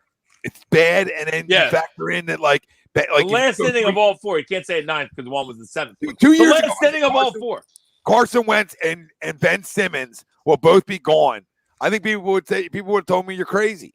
People would have said you're nuts, Tom. What are you talking about? And that's where we're at with the chance of like both these guys that we, really coveted in this city and hoped for great things could both be playing in different teams. One already is, and the other could be following. And I'm not comparing the two situations because they're completely different. One guy gave a fuck. You know what I mean? Like one guy actually cared. The other guy, we don't know if he cares. So, that's where it's different. But you could be talking about 2 guys that we were talking about jerseys and giveaways, right, to the members and all that fun stuff. You talk about 2 guys that were big factors here that could be going. Yeah. Wow. And you're right. Drafts again, Greg? We're supposed to trust drafts? To even think of that a few years ago, you'd be talked to as idiot, right? You know what I mean? Like, no, there's no shot. Yeah. There's no shot that would even have come up 2 years ago. 3 years ago, you're talking about like Joel, Ben, Carson, right? And then you're talking about Philly, you're talking about guys like Moniak, Hazlett, because you didn't know, right? They were just early picks. And you're talking about all these guys. Oh, I don't. Yeah, and we got to work it out. Yeah, we're going to trust it again. Like, hey, let's go back to the draft. Yeah, because we've had so many good things happen there. I almost wish teams would, like the Phillies, like, listen, we're so bad, we're going to auction off for our fans to draft for us. Like, because we can't be that bad. Yeah. No, I would say consensus. I would hope we can't. Yeah, Benny, I saw him over Carter Hart, but I mean that could be a conversation down the road. But he definitely gets a full year or 2 or 3. I don't even know, but I would hope he would respond. And it was just a sophomore slump. I'm praying for that. But the way this city's going, I would venture to go the other way. That goes for the young defensemen on the team as well, because almost every one of them took a step backwards this year, if not every one of them. I thought Sanheim had a good, decent year. Yeah, not a bad year. I agree. But you're right. I mean, when you don't make the playoffs, you have a lot of people that have bad down years. Yeah. Yeah, Jesse. Dark times. Nancy says, "Isn't Brett the coach of the Aussie team? Is he? He's probably part of it. I would think. He's always been a part of Australian basketball, though. So you could be correct. I don't know that if he's still head coach. Listen, the guy. If you love basketball, like the guys who went for the USA team that didn't have to go. Right, like Katie's coming off an Achilles, essentially still, right? He didn't have to go, right? There's guys who love the game of basketball and love playing it, and then there's other guys who don't love it as much and are just really good at it and talented. It's just the way life works and sports work sometimes. But at the end of the day, like he doesn't want to be embarrassed. That's the thing. If he could play for the All-Star team, he just doesn't want to be embarrassed. When it would be a great time for you to go develop your game. Right? Well, he's not going to play for the Australian team, as they're saying, right? I know, but I'm saying it would be a great opportunity for you to go develop your game in game situations, right? Well, they're claiming that he's going to skip it to develop his game, right? Isn't that what they said? Shut the fuck up with develop your game. Go. I tell you what they said. I know what they're saying. I would. He was just passing it along. Oh, that's a big hit. Mandatory, you're going to play. Tie game going the half. Ties it with 10 seconds left. Mandatory, Wells, that you play for Team Australia. Mandatory. I would think that they're pissed because he's always been like a guy saying that he's going to play for Australia. Like, I know the last Olympics, which was now 6 years ago, he was young, but they were like, he almost played for him. The fact of the matter is, I'm talking about the Sixer side of it. I want you to go play. No, I hear you. Absolutely. Tie at half here. Typical NBA game. Yep, tied at half. Because that's the best way for you to develop your game around different voices and different people and game situations, right? And not your brother. Yeah, game situations. And then if you play good, it could be a good thing for the Sixers or a good thing for Sixers either way. You keep them or you deal them. Right. Keyword is get away from your brother. Yeah, and the other key word is I'm sure we're going to see video. Oh, yeah. Yep, and everybody's going to come running back. Like, here he is. Here he is. Now, don't call it a comeback. I've been here for years. Yeah, nope. I'm not. Yeah. You got to show me on the court now. I don't care about jumpers in the gym. I might watch it, but I'm not falling for any videos anymore. This guy's such a problem. I might watch it. What clicks? What is this? I'm gonna do like the sweeps drive by. I'm gonna get the little eyes out and be like, stop. I'm looking. Stopping. I'm gonna stop. But that is so funny to think about, though. Like the rewind, like again, Tommy, what you said, like. I saw you. It was a good job for you to Homer Simpson into the bush there, Will. I knew where you were going. I mean, if you're watching the game, you knew where I was going. And I stopped myself, and I'll just stop. That's all I'm going to say. I'll just stop. Yep. I'll just stop. I'll just hit my little pen there and we'll stop. Whew. I was. That's a doozy. Man, I caught my eye and I was like, wait a second. Is that no? Yes, it is. Okay, all right, I'll stop.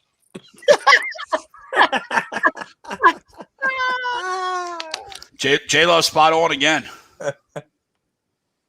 Phillies Harper, Flyers Carter Hart, 76ers Embiid Simmons, Eagles Wentz. Philly future looked bright just 2 years ago. Thought we would at least 2 to 3 titles this decade. Now feels like 2015 again. Yeah, J-Love dropping knowledge tonight. Well, welcome. Somehow, 2015 we won a title 2 years after. Maybe that's a sign. Yeah, we'll follow you, J-Love, do a title 2 years from now. The way we won one, we'll never win one again. I mean? The craziest thing ever. I'll tell you what, like,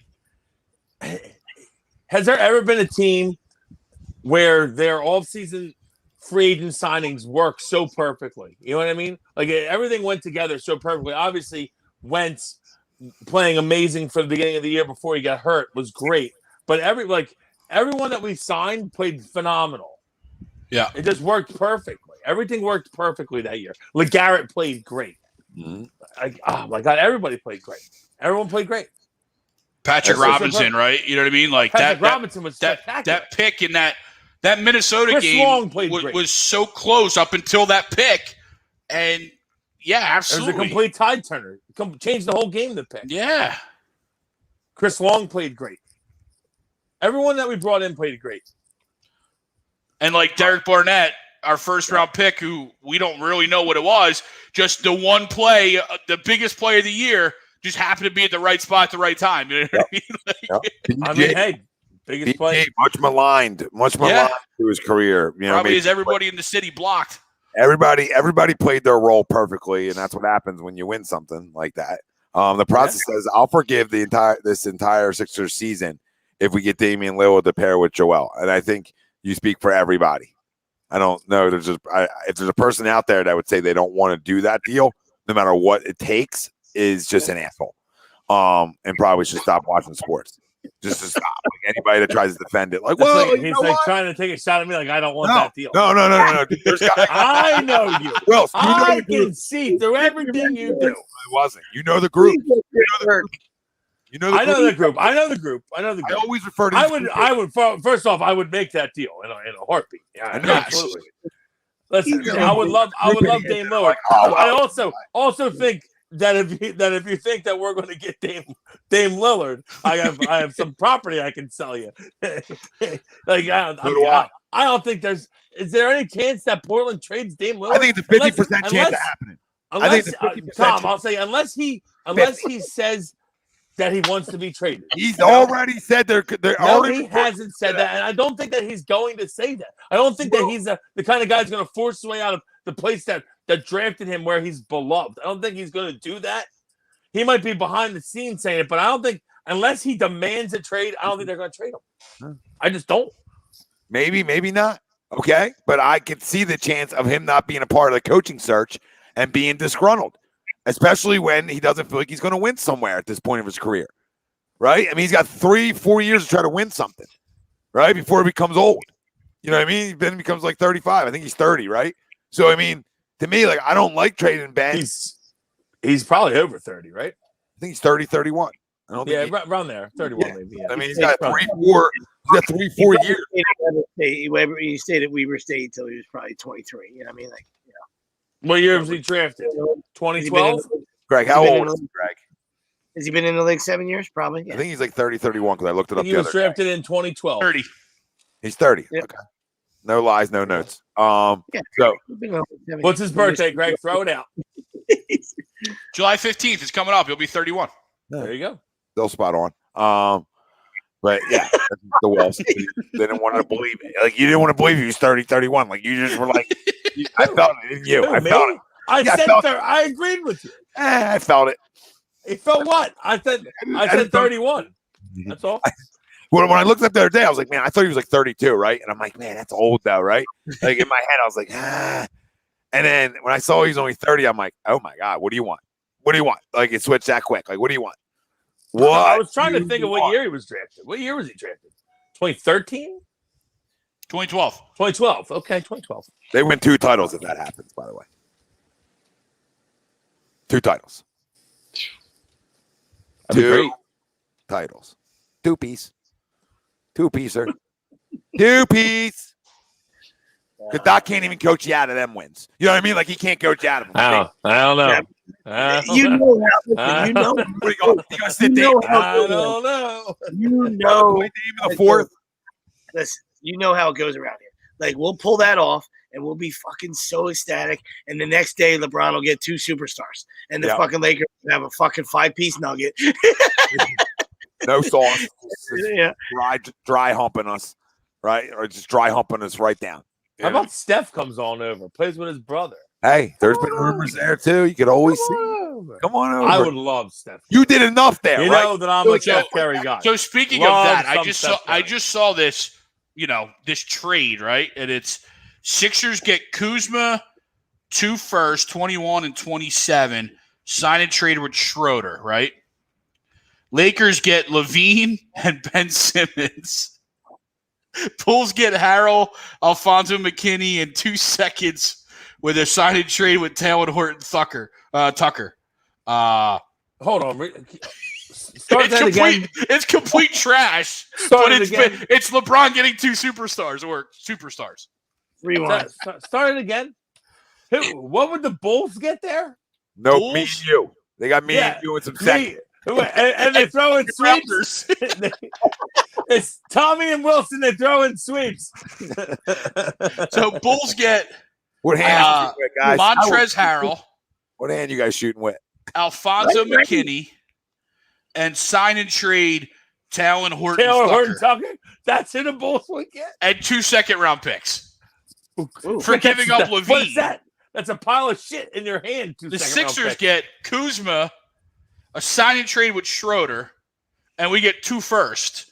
One in 2021, the other in 2027, probably because LA doesn't have a first until then. Yeah, that'll probably be a first round pick. And then the Lakers get Levine and Ben Simmons. Yeah, I mean the Bulls wouldn't do that. No, there's no shot. Yeah. Who's running the Bulls? Fucking Jerry Krause? Him and Scotty issues. Fuck Levine. I don't even want Levine. I feel like Levine's got so much stank on him and so much losing. I just feel like he's a loser.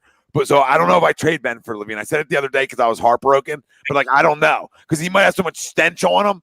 Like there's a losing stench that you never clean it off. I don't know because you went and got Vukovic and you guys played worse. So like I don't know. I'm not sure how I feel about Zach LaVine. I feel like he's just a loser. You know what I mean, Tom? He's just a loser.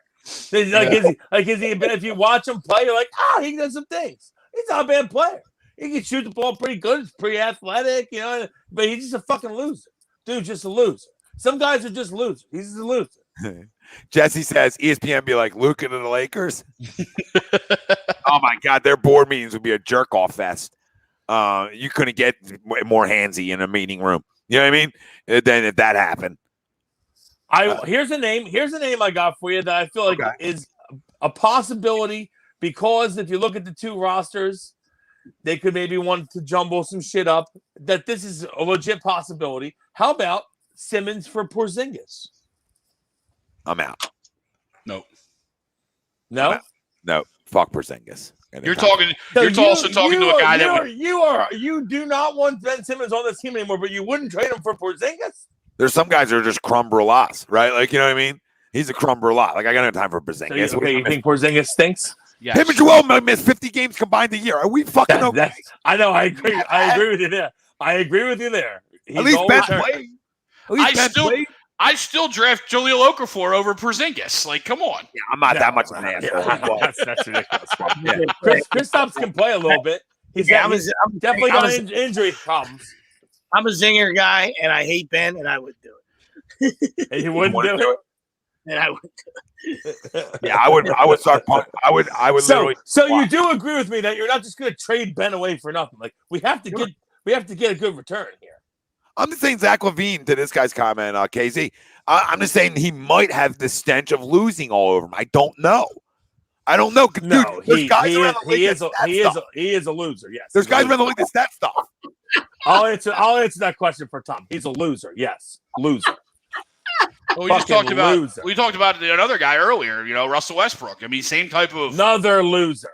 fuck. I'll take Westbrook over Levine any. I'll take Westbrook over Levine in a heartbeat. I agree there. I agree. I like energy effort. So, like, at least Russ. Russ always gives energy and effort. If Russ was my second guy, I'm not happy. But if Russ was teamed with Beal here, I'm fucking ecstatic. The issue I have with Russ is, and I think it doesn't matter what, if he could be the number 4 player on the team, is that he makes awful decisions in crunch time of games, and he always finds the ball in his hand. True. I get you there. That he just does. And there's nothing else about him that I don't like. I like his game. I like his hustle. I like his energy. I like his effort. He just always, that's why KD couldn't leave fast enough. He always makes bad plays down the stretch of games. Always. Yeah. Always. He's going downhill 100 miles an hour. He's the king of the awful shot down the stretch of games. Awful shot. He's out of control, going downhill like 100 miles an hour. I'd have to tell him, Russ, just chill a little bit, bro. Just, go give me a 70%. Devin, to answer you there, Devin Booker was young. Yeah, he was younger. I feel like, and Devin Booker. Yeah, I don't know whoever. I will. Perfect. See you, Will. I never heard that. I mean, that might be maybe a label in Phoenix, but I never heard that. Yeah, Jesse, I love it. De'Aaron Fox. I mean, I'm all over that to Sacramento. I got no What's problem. that deal look like? Because that's the one that not necessarily is bad, but like, what else are we getting? Because it doesn't seem like 1-for-1 makes any sense for the Sixers. Why?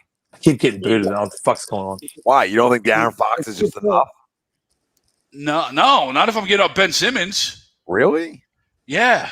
Have you seen his game grow every year? Yeah, De'Aaron Fox is not a bad player at all. No, I'm not. There's not a knock on De'Aaron Fox. And to be honest with you, Tom, no, I don't watch any of the Sacramento Kings. Okay, I'm not Mr. Sacramento. I'm just telling you, him specifically has gotten better every single year. I don't disagree. Just pull his numbers out. Like, I just want you to for yourself. Like, you know what I mean? Like, I'm not being a dick. Like, yeah, no. I got you. Maybe a little bit. Maybe a little bit, but I got you. I wasn't being like that. No, I was just saying, like, pull them up because they're fun. They're fun. This is fun. This is fun. Bye, Ben. Like, De'Aaron Fox, I'll go pick you to fuck up in Sacramento. Like, I don't care. 1-for-1. Like, I don't need more because I got the guy I'm looking for. I got a guard who can handle the basketball, create, and score.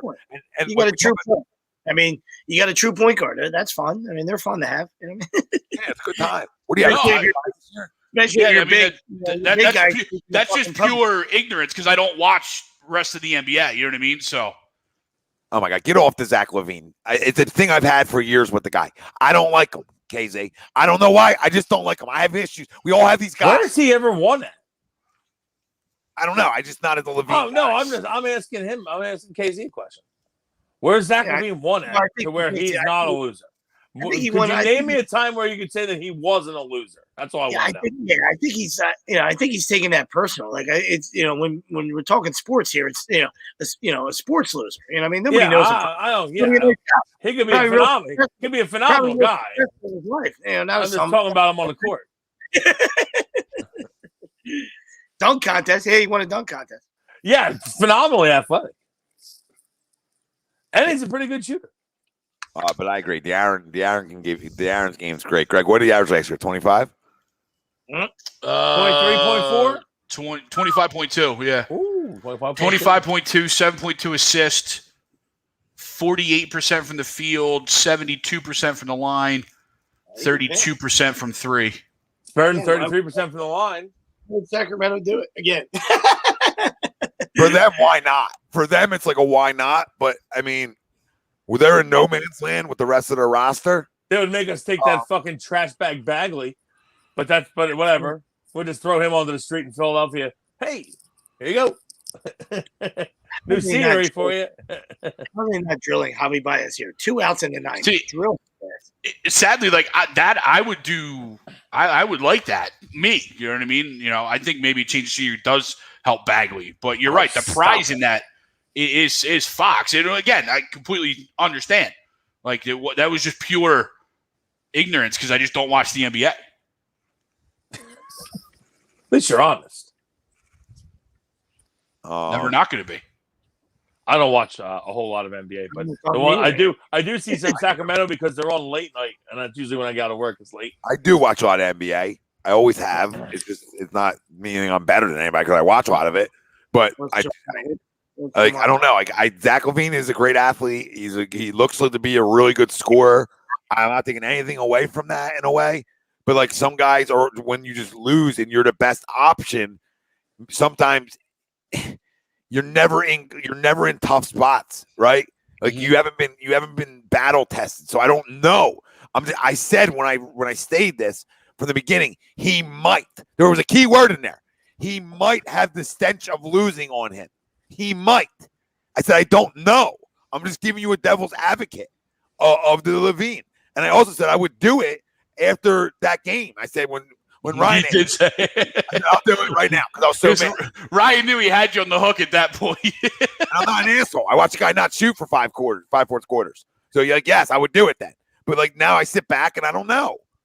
I just don't know. I'm not saying you might make that trade and this team fucking awesome. You might make the trade and LaVine never hit the big shot for you. I don't know. I don't know. Jamar talking about other chat people or in here about LaVine? That's us because you know what I mean. I mean Kyle Lowry for what though? Like I'm all for Kyle Lowry, Timothy. I mean I probably don't have to get Ben Simmons up for that though. So like I wasn't in for the Kyle Lowry before this, but now like you ask me, a guard who's physical, I'll take Kyle Lowry for a year or two. Fuck it. Like I got nothing to lose now. Like you know what I mean? For Ben though? No. I said not for Ben. Okay. What else can I give up to get Kyle? I don't know. That's what I said. So I don't know. But I like Kyle Lowry's game. He's just an old man. Fine, I'll take an old man at this point. Yeah, he's a good player. What do I need to? What do I need? Gritty Philly guy. I like Kyle. What do I need to package to get him? I wouldn't think it had to be too much. Can you give him a tease for him? I thought he was an expiring contract. He's a free agent. Oh, is he? There you go. I'm checking. Bogey in and out here. My phone might die at some point, but we'll ride it out till that happens. Been kicked out all night. Dude, I keep getting kicked out. I don't know what that's about. Why does it keep booting me out? Yeah, he's an unrestricted free agent, so we just go sign him. He's 35. He's 35 years old. Last year was the last year of his 3-year, $100 million deal he signed. We absolutely have seen Jamar. Are we talking about? Is this in reference to LaVine, I guess. More Zach LaVine talk? I don't know. These guys are a lot younger than Zach LaVine. I don't understand. I don't get where we think like Zach LaVine's some young guy, up and coming young stud. 27. Zach LaVine is what he is. 27, 28. 27 with a lot of injuries in his past. I don't know. I'm not a big. I'm obviously not a big Zach LaVine guy as some of you guys are.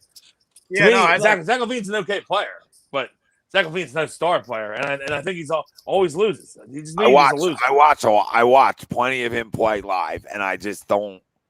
I don't know. And it's like an empty stats guy. I feel like. Yeah, people just go peekaboo, and it gives them all their answers. And then I'm going to go look at your record since you're the best player on your team. So how's your record look? And now in the NBA playoffs, that's expanded, and you're still not even close. Still not even close. That might have the potential of losing. Trae. It's not a major talent, Jamar. You're talking about what is Zach LaVine done to be a major talent? What are we talking about? Darren Fox is better than Zach LaVine. I can give you 20 guards, and it's like they're all major talents. They're in the NBA. I mean, and now I'm getting fired up because I can give you 20 guards. I'm just saying, we're not comparing them to normal people. We're comparing them to guys in the NBA, obviously. Trae Young, Devin Booker. Every one of these guys are fucking major talented. The Dame. Pretty toughest league to make, and probably toughest professional league to make is the NBA, just because the rosters aren't that big. Morant. How many? Keep naming guards because I can give you 20 guards that are better than Zach LaVine. What? First off, I'll get Trae Young, John Morant. How you want to go younger, older, whatever? Don't matter. We'll just take out like Harden, Curry, Dame. All them guys are way better. But Morant's better for sure. Trae Young's better for sure. Luka's better for sure. There's guys younger than the cat that are better than him. I'm tired of the Zach LaVine talk. He might have the sense of losing, and I'll leave you at that. If he wins something, Holiday's better.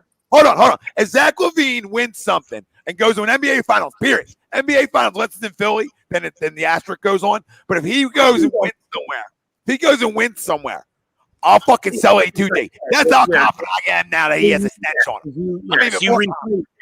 By rephrasing that, you allowed yourself to. He has to be like a star, though. All right, but I'm not going to fucking hold him, accountable. You're saying as a star player, Tom? Yes. He can't be like the fifth wheel. No. He's got to be worst second. Okay. Okay. So I'm not going to crush him for all his losing. Oh, what a play by Trae right there. What a play. What a play. He was on the Bulls and the T-Wolves. I don't hold him any accountable for losing on those teams. You know what I mean? So who knows what he would do in the playoffs? I have no idea. Guess what, though? He had the T-Wolves. We just watched. Anything's better than the plank that we just watched, for the fucking entire playoffs.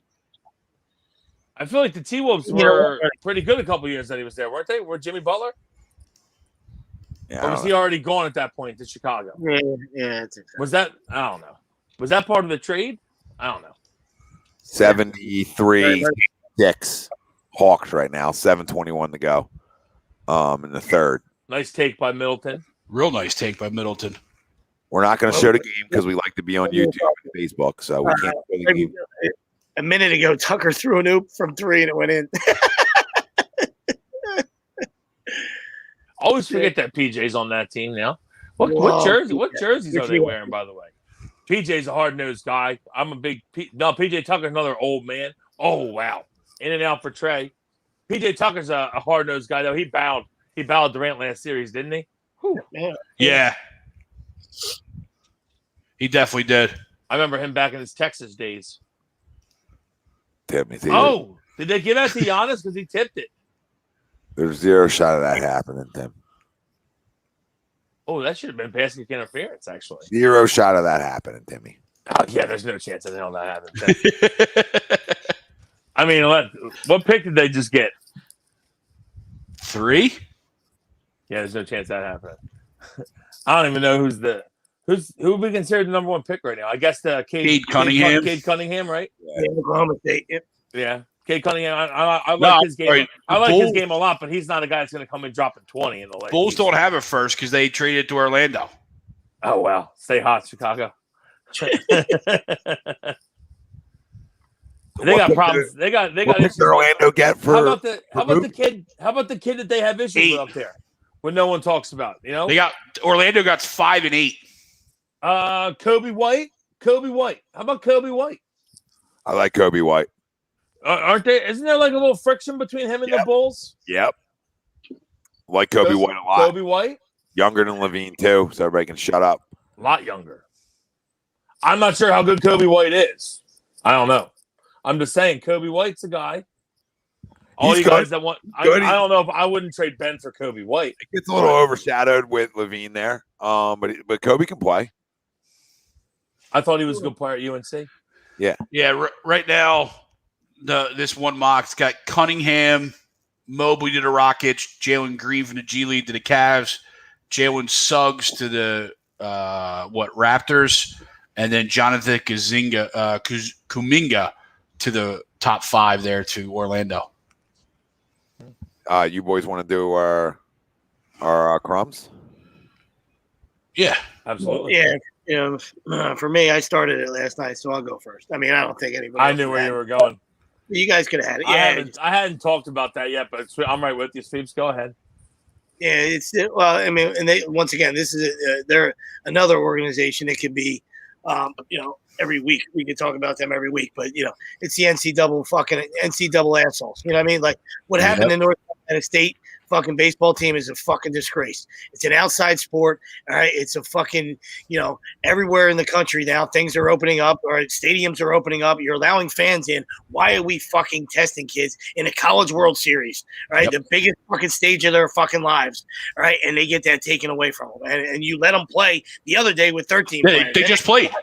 Then they decided to play and they decided to let them play with 13 players. They got a position guy playing first. It was unbelievable. And then at 2 a.m., like fucking creeps and the scumbags that they are, they make a decision when everybody else is sleeping. It's fucking disgusting. And like I said, it goes back to everything they fucking do, whether it's the college playoff system, it's all about money, all about bullshit. All right, to situations like this, the March Madness, fucking teams not getting in, a selection committee, whatever it is. They did it to the women's golfer a couple weeks ago too. Yep. Yes, it did. Yeah, it's horrendous, Sweeps. It's fucking disgusting, and they should be fucking ashamed of themselves. You know what I mean? It's just like, it's Chris Tucker sighting. Look at Cam Newton. No, you're good, buddy. It's just, like I said, I'm right with you. Absolutely. 100%. It's typical of the NCAA, really. And the fact that they made the ruling at 2 a.m., it's just, that's laughable. Like, what's even happening? Like, if you're going to make the ruling, then don't let them play the game before. Yeah. Take it out. Flat out joke. So they just let Vandy advance, right? Yep. Vandy advance. So when does that start tomorrow? Right now, it starts tomorrow, best of 3. But so now Leiter didn't have to throw. We're going to come back with him or anybody, even if they were going to skip Leiter and take a shot because he wasn't on full day's rest. And then Kumar, right? They didn't have to use anybody. They didn't have to use their bullpen. They didn't have to use anybody. Yeah, it's crazy. So it should be so much easier for Vandy to win, is what you're saying. Well, it should. Yeah. Should be. Should. I mean, Jack's sitting there for tomorrow, and Kumar. And you probably have Howard and Kumar ready to go too. Yeah, Wednesday or Thursday, because I think it's 3 games in a row. Crazy how good their staff is. Where do the Phillies pick this year? Just want to know how where we miss that. I think we're 8, 11, something like that. Somewhere in that area. Somewhere around 10. I was gonna say 10 to 20. I think somewhere. Maybe like 15. I don't know. Just hold on. Like they're in the 14, 15 range. 13th. 13. Lucky 13. That's fun. Yeah, all those guys. They won't hit on 13 for once. It'll be a guy that stinks probably. Yeah, maybe it can be a guy who can play in 2 years. Yeah, right. We're not that lucky. Oh, Red Velvet just took an ugly shot there. Bryson Stott looks like a guy who can play in 2 years. Oh, man.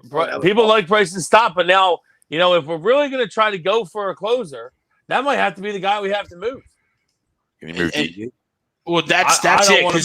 Because Didi, when Didi signed that 2-year deal, you thought that Didi would be that trade chip next year, coming off that expiring contract, and then you give Bryson, here you go.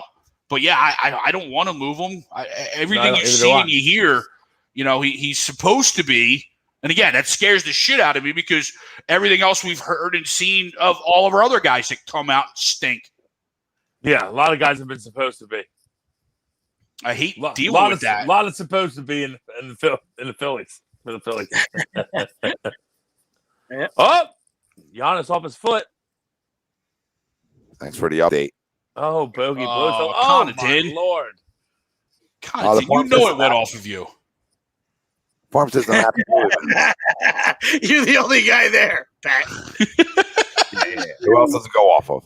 That's actually a great block by Pat, but then the look around Pat, right? Like he's the only guy in the elevator, and he farted, and he's looking around. What are you doing, Pat? Go off his leg.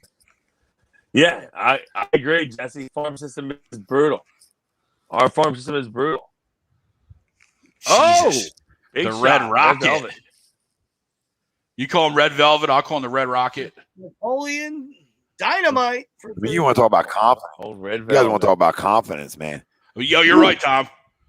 My dude is jacking. I mean, he's 6'6", 6'7", and yeah, he's probably 6'6", 6'7". He ate carry up. He was a smaller guard. Shoot him up, and that carried. Clint Capella battling on the boards. Oh, wow! We talked about that. Their offensive rebounding. Oh, offensive foul. That's a weak call. I'm probably close to getting done on Mike Craw. He's out. Yep, he's done. Done. Mike Craw is your phone. Plug it in. Yep. Get a laptop one time. Laptop. Yeah, right. Or at least a tablet, right? Yeah, so many options, dude. You win all this fucking money and gambling, babe. You know what I mean? Yeah. Mr. Vegas, upgrade yourself, baby. And you would have been able to do your crumb. Now you're crumbless. How was that, Brooke? Back to playing volleyball. Oh my god! Oh my god! So my crumb, Sweeps, were you done? Yeah, you're gonna have it. Okay. My crumb is a couple of tweets that I've seen over the last couple of days. So one guy tweets out a photo of Jalen Hurts and says, "When's the last time we had a QB investing and working with use as much as QB1 Jalen Hurts does?" I'm sorry. Did our last quarterback not do a whole lot of charitable stuff and open up a food truck for the homeless? And I don't know. And then Mr. Chip Carey decides that Ryan Hendricks is the first player in Major League history whose last name ends in X. I don't know. Maybe one of the greatest right-handed pitchers of all time might have something to say about that. Jimmy Fallon. Or Greg Maddux. So I saw those almost consecutively scrolling the other day, and I'm like, oh my God, this can't be true. Like, wow. There's some tough tweets. It's tough. Like the Jalen Hurts one is just like blows me away. It's just agenda. I love, cool work with kids, but like, come on, it's everyone does it. Like, yeah, guys do this. This is what they should do, and guys do it. And especially if you're a face of franchises, this is what you're supposed to do. Yeah, all right? I'm not saying everybody does it, but yep, Sandy Koufax, he's that too. Yeah. Wentz is hated, and more hated. And that's even before he left. So okay, Bob, we'll answer this question right before we get out of here. Okay, we definitely will answer that one. My crumb, oh man, wow. So my crumb, I know it circles back to something we talked about for a long time. It's been a week too long of talking about it. This is where it started last Sunday on our live reactions, and it's carried with me. And now it's even worse because now what happens is, and I see it all the time posted by people, is the deflectors come, right? And the guys who I feel like never watch basketball. And they tell you how it's on this person and this person and this person. And I don't disagree with some of the statements about people like Joel's turnovers and etc. Like, I'm right with you. Unacceptable. Okay? But no basketball too. All right? And don't be a fanboy. And understand that with no guard play, to open the court up, he has to catch around the perimeter a little bit more than you would like. Mm-hmm. Okay? Because you have no guard who can create. All right, so he has to be pick and rolls, has to be out there a little bit more, where it should be Ben, right? But he can't play off a pick and roll, right? Same stuff we talk about Brett. He can't play off a pick and roll. So how you supposed to pick and roll with him? Nobody's going to respect the role. So then people want to deflect it. It's Joe, right? And we know Doc wasn't good in this series, but it's like 2% Doc, 98% a guy who has no 1-2. Like, I mean, let's be fair. Doc's been an ultimate failure after Boston in the postseason. Nobody in the history of talking sports can debate that. That's factual information, okay? But I'm not ready to put this series and this season on him when I watch what the other guy did, and people's like, well, he's got to do this with Ben and not baby Ben. We just talked about Brett doing the same shit. Mm-hmm. Maybe it's not on the coaches. Maybe this guy just doesn't care. And maybe everything Stephen A. reported, people say, I get it, Stephen A. I get it. But the guy's in tuned in basketball. And for him to come out and say that, I find there to be truth to a part of it, right? There's always some truth to these things. Yep. And for him to talk about he doesn't listen to anybody, I watch Sam Cassell sit out there with him every time he shoots. So he obviously doesn't care enough to listen or get better. So stop deflecting blame because you love a guy. You can love a guy and be fair and be critical of what you just watched. Ultimate fanboy bullshit. And they're my crumbs. Because it was tough. It's been a tough week. Trying not to respond to all these idiots. I mean, hold on. I got one right now because I crushed a guy. Like, do you even watch the game? And it should. Here it is. He says, we all know Ben can't shoot, but we're going to just look past Embiid, taking plays off on both sides of the floor. Honestly, he blew 2 of the games. Was he perfect? He's playing on one fucking leg, assholes. Like, I mean, I don't know what to say. And I'm not going to say it's like the knee factored into him. I'm not saying it. Guy averaged like 30 a night playing on one leg. Well, nobody else wanted to rally around that. That's usually a rallying call, right? It's like when your goaltender goes out. I know he's not out, but like guys rally around. There was none of that. There was no fight. There was no, you know what? Let's rally around Joe. He's picked us up all year. Seth Carey was the only one. And no Danny Green lost you this series too. So I'm not ready to throw Doc under the bus for this series with the personnel that was out there. I'm not ready. What's the other option right now? I'd rather ride with Doc and his really good staff that we talked about than look to move Doc right now, right? Like he's not being moved, people. He's got a big contract here. Not being moved. So just have a little common sense in what you watched. And understand that, oh, well, why did this guy start or this guy start? You have to start Furkan. Because who are you going to start Matisse? And you got two guys who can't shoot. Yep. You can't do that. You can't play 3-on-5. Constant power plays. Like, it doesn't work. It doesn't work. You can't hide guys who can't shoot. Can't. No matter what you do. So he goes and pouts in the fucking corner? What's that do for this offense? Does it move? Do you watch him? You want to talk about taking plays off. The guy don't move. It's not about just shooting. It's about standing still. You should walk into 12 boards a night with your size. That's Tommy. That's the one thing. Like you look back at you know our heyday of basketball, right? You look at the Gary Paytons, the John Stocktons, right? Guys that were heavy guys, right? They weren't like huge scorers, but those offenses ran so much smoother at times, or most of the time, than what this brand of Sixers runs right now, right? Yep. Even with Ben Simmons, like there's times where it looks like we're a clogged wheel. You know what I mean? Like it's fine if you just want to facilitate, but that offense better be running smooth and better be crisp, and that's something that you don't see on a regular basis right now. Right? No, hopefully, stand still, Greg. Exactly. He doesn't even care to move without the basketball. Yeah, because you become stagnant, dude, and you're fucking, nothing good happens, right? The more stagnant you are, that's when you turn the basketball over. That's when you don't get to the rim, you don't get to the fucking free throw line, you don't fucking rebound because you're fucking, like you said, you're standing around. It's just fucking terrible. PJ Tucker D'ing up Trae. Get him, PJ. And then Bogdanovich, who's not a good defender, has to play no defense on the other end against Simmons. Right. So you're literally on a 4-on-5, and you want to talk to me about turnovers? No shit, you're going to turn the basketball over. Because you can't run all day in the postseason. You can run at times, but you're not even aggressive enough to get rebounds and go. So, like, what do you do? Like, we talked about Showtime Lakers. Magic was grabbing rebounds and go. Giddy up, go. Even in the playoffs. But you don't even rebound at the level Magic rebounded at. You're a fraud. and to that, even Magic went to the hole strong. Like Ben's doesn't even go to the hole strong anymore. No, like where we kind of want him to. He doesn't even go to the hole strong. It's just crazy. It's just crazy. So we'll see what happens in the offseason. You got a tie basketball game here, though. Give it a second. Sorry, that's what I mean. That's the other thing. The last thing I'm going to say about him because I'm just tired. Bucks first lead.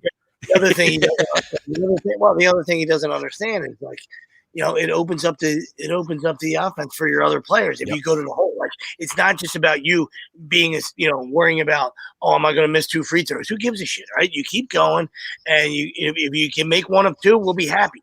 But the best case scenario, then the defense has to start trusting. It has to start sagging off. They can't help. They know you're going to be aggressive. You're going to the hole, and it can open up shooters. That was the idea when we brought in shooters. You know what I mean? Back sweeps, and then like, how about tip ins? How about putting back a dunk? Like just like little things. Like what I mean? There's other things you can do without shooting that create stuff. Move without the basketball. Get a back door pass, right? You know what I mean?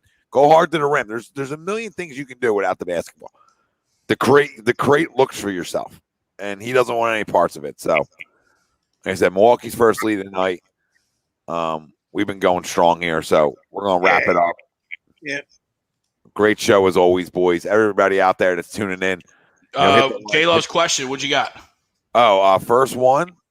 I mean, I think the only one realistically you can say, and I don't know how realistic it is, but the closest one has to be the Sixers, right? I mean, as bad as that just went and everything is, I mean, that has to be the closest, right? In theory, yeah. Who else is closer? Yeah, you would thought maybe the Flyers, but the year they had, I mean, I felt like they went backwards, obviously. Yeah, and yeah, you're right. I mean, you go trade for Deshaun Watson next week. I might say the Eagles. Yeah.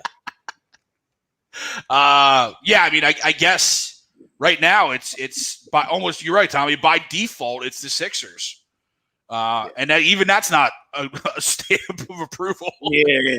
That's not saying they're close. That's just saying Yeah, they're the best shot, and that's not saying much I agree with that. because everything else is slop. And on the way out the door too, I don't want to get into it too much. MLB again.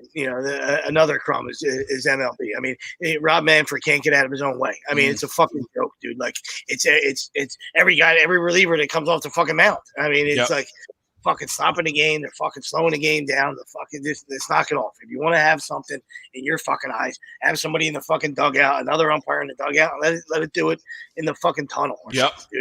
It's on the field. Guys are getting pissed. They're taking off their belts. You know what I mean? Dropping their atrocious. Like it's a fucking joke, man. Like, you know what I mean? So I can't believe I didn't think about that from my crumb. I understand both sides of it. You know what I mean? Like, listen, as a hitter, like shit, I wouldn't want to get fucking cheated either. You know what I mean? But, and as far as the grip, you know what I mean? So you get a guy like, Glass now who takes it, to an extreme. You know what I mean? Talking about, I went cold turkey, and then and that's why I got hurt. Like, come on, dude. Like, you never fucking held a baseball your whole life. You know what I mean? Knock it off. You know what I mean? Like, start dirtying these balls up too. I mean, does it have to be a fucking new pearl every time? Like, why can we play with fucking dirty baseballs? Yeah. You know what I mean? Like, you do your whole life. You know what I mean? Like, I mean, it's ridiculous. No, it is. It is. And that should have been my crumb, and just the Ben hate right now just overwhelmed it. But they were talking about speeding the game up and all this other shit. Yeah, making it better for fans. This isn't better for fans. Dude, most hitters are going to tell you that they actually prefer the pitcher to have something on their hands because they control the ball and it's not going to hit them in the fucking face. Yeah. So have a feel for what your hitters want, because one guy came out, because one guy had something to say, and the whole thing blows up. I mean, come on, dude. I understand with not having, you maybe ban some substances, but like to throw a little tar on your fingers, who gives a fuck? But the other side of it, they make it so hitter friendly. What are these pitchers doing? Like, you got to give the pitcher something. You know what I mean? Yeah, you change the ball. You change the ball all the time to make home runs go out and the score go up. But yet now these pitchers are out there getting their tits ripped and they can't get paid. Yeah, you ever feel tight? There ain't even seams on these baseballs. Right? There ain't even fucking seams on these baseballs. Yeah. They're slick, buddy. I mean, they're absolutely. I agree with you. I don't want none of that. I don't want none of that getting thrown at me, dude, with some of these guys. Right? I want you to almost have a little something. Trae, right? Like, I'm not that. I get you. They're all talking about like, the spin rate goes up. But shut the fuck up. Gee, I can't deal with it. I can't deal with it. Sweet's way to bring that up at the end, because it's a well-deserved crumb too. Well-deserved crumb a lot. Add it in. Family out there, we can't thank you guys enough for all the goddamn comments. All the people that watched, all the people that subscribed and liked, and all them fun things. We appreciate you all. And as always, you can get 20% off and free shipping with the code A2D at manscaped.com. Unlock your confidence and always use the right tools for the job with Manscaped. Go use that promo code family. It's a great one. We're proud to be partnered with Manscaped right now. Huge honor. Goes to show you hard work by a lot of people get us here. So grateful for it, and more to come discount code wise. And as always, you can get 20% off at Body Check Wellness with the code A2D and get 20% off. So more than just that. And for our members, you have discounted A2D gear, 20% off, and you're going to have 20% off at all campus. And if you order through John, you get 20% off if you're a member. So become a member over on YouTube. Do it. I can drop the link in one more time. And just for drop that link in. I'm sorry. And just for the record, Wilson said he was going with Ben Simmons as his crumb. So, and I said Tommy doesn't believe you. So I don't just want to get that out in the air there, out in the universe. And Trae's going back to the locker room. Yeah, he stepped on the ref. He stepped on the referee. And here it is. All campus is giving out 20% off everything in our store, including hats, shirts, and our team cornhole sets to all subscribers. So everybody that becomes one of the members gets that. And I dropped the link in there to become a member. So there's so many deals we got going help you, and you got gambling advice. You get everything. You get a little piece of everything, a little bit of everything. Everybody that's a member loves it. So a lot of great responses from people, and that's what it's about. If you're gonna have a membership, I always thought it's got to be great, and you get in the raffle for jersey giveaways every week. So I mean, what else can we do? What else can we do, baby? It's everything coming at you to become a member. I dropped the link right in there. Go do it. For Tom Arnone, Greg Milwaukee, Nick Delgado, Brian Wilson, who was with us, we appreciate you all. It's Agree to Disagree, the flagship on A2D Radio. So that's what A2D stands for. If you don't know, now you know. Now you know. Turn your alerts on. Hit the bell. 17 shows on this platform. Enjoy it. Please come.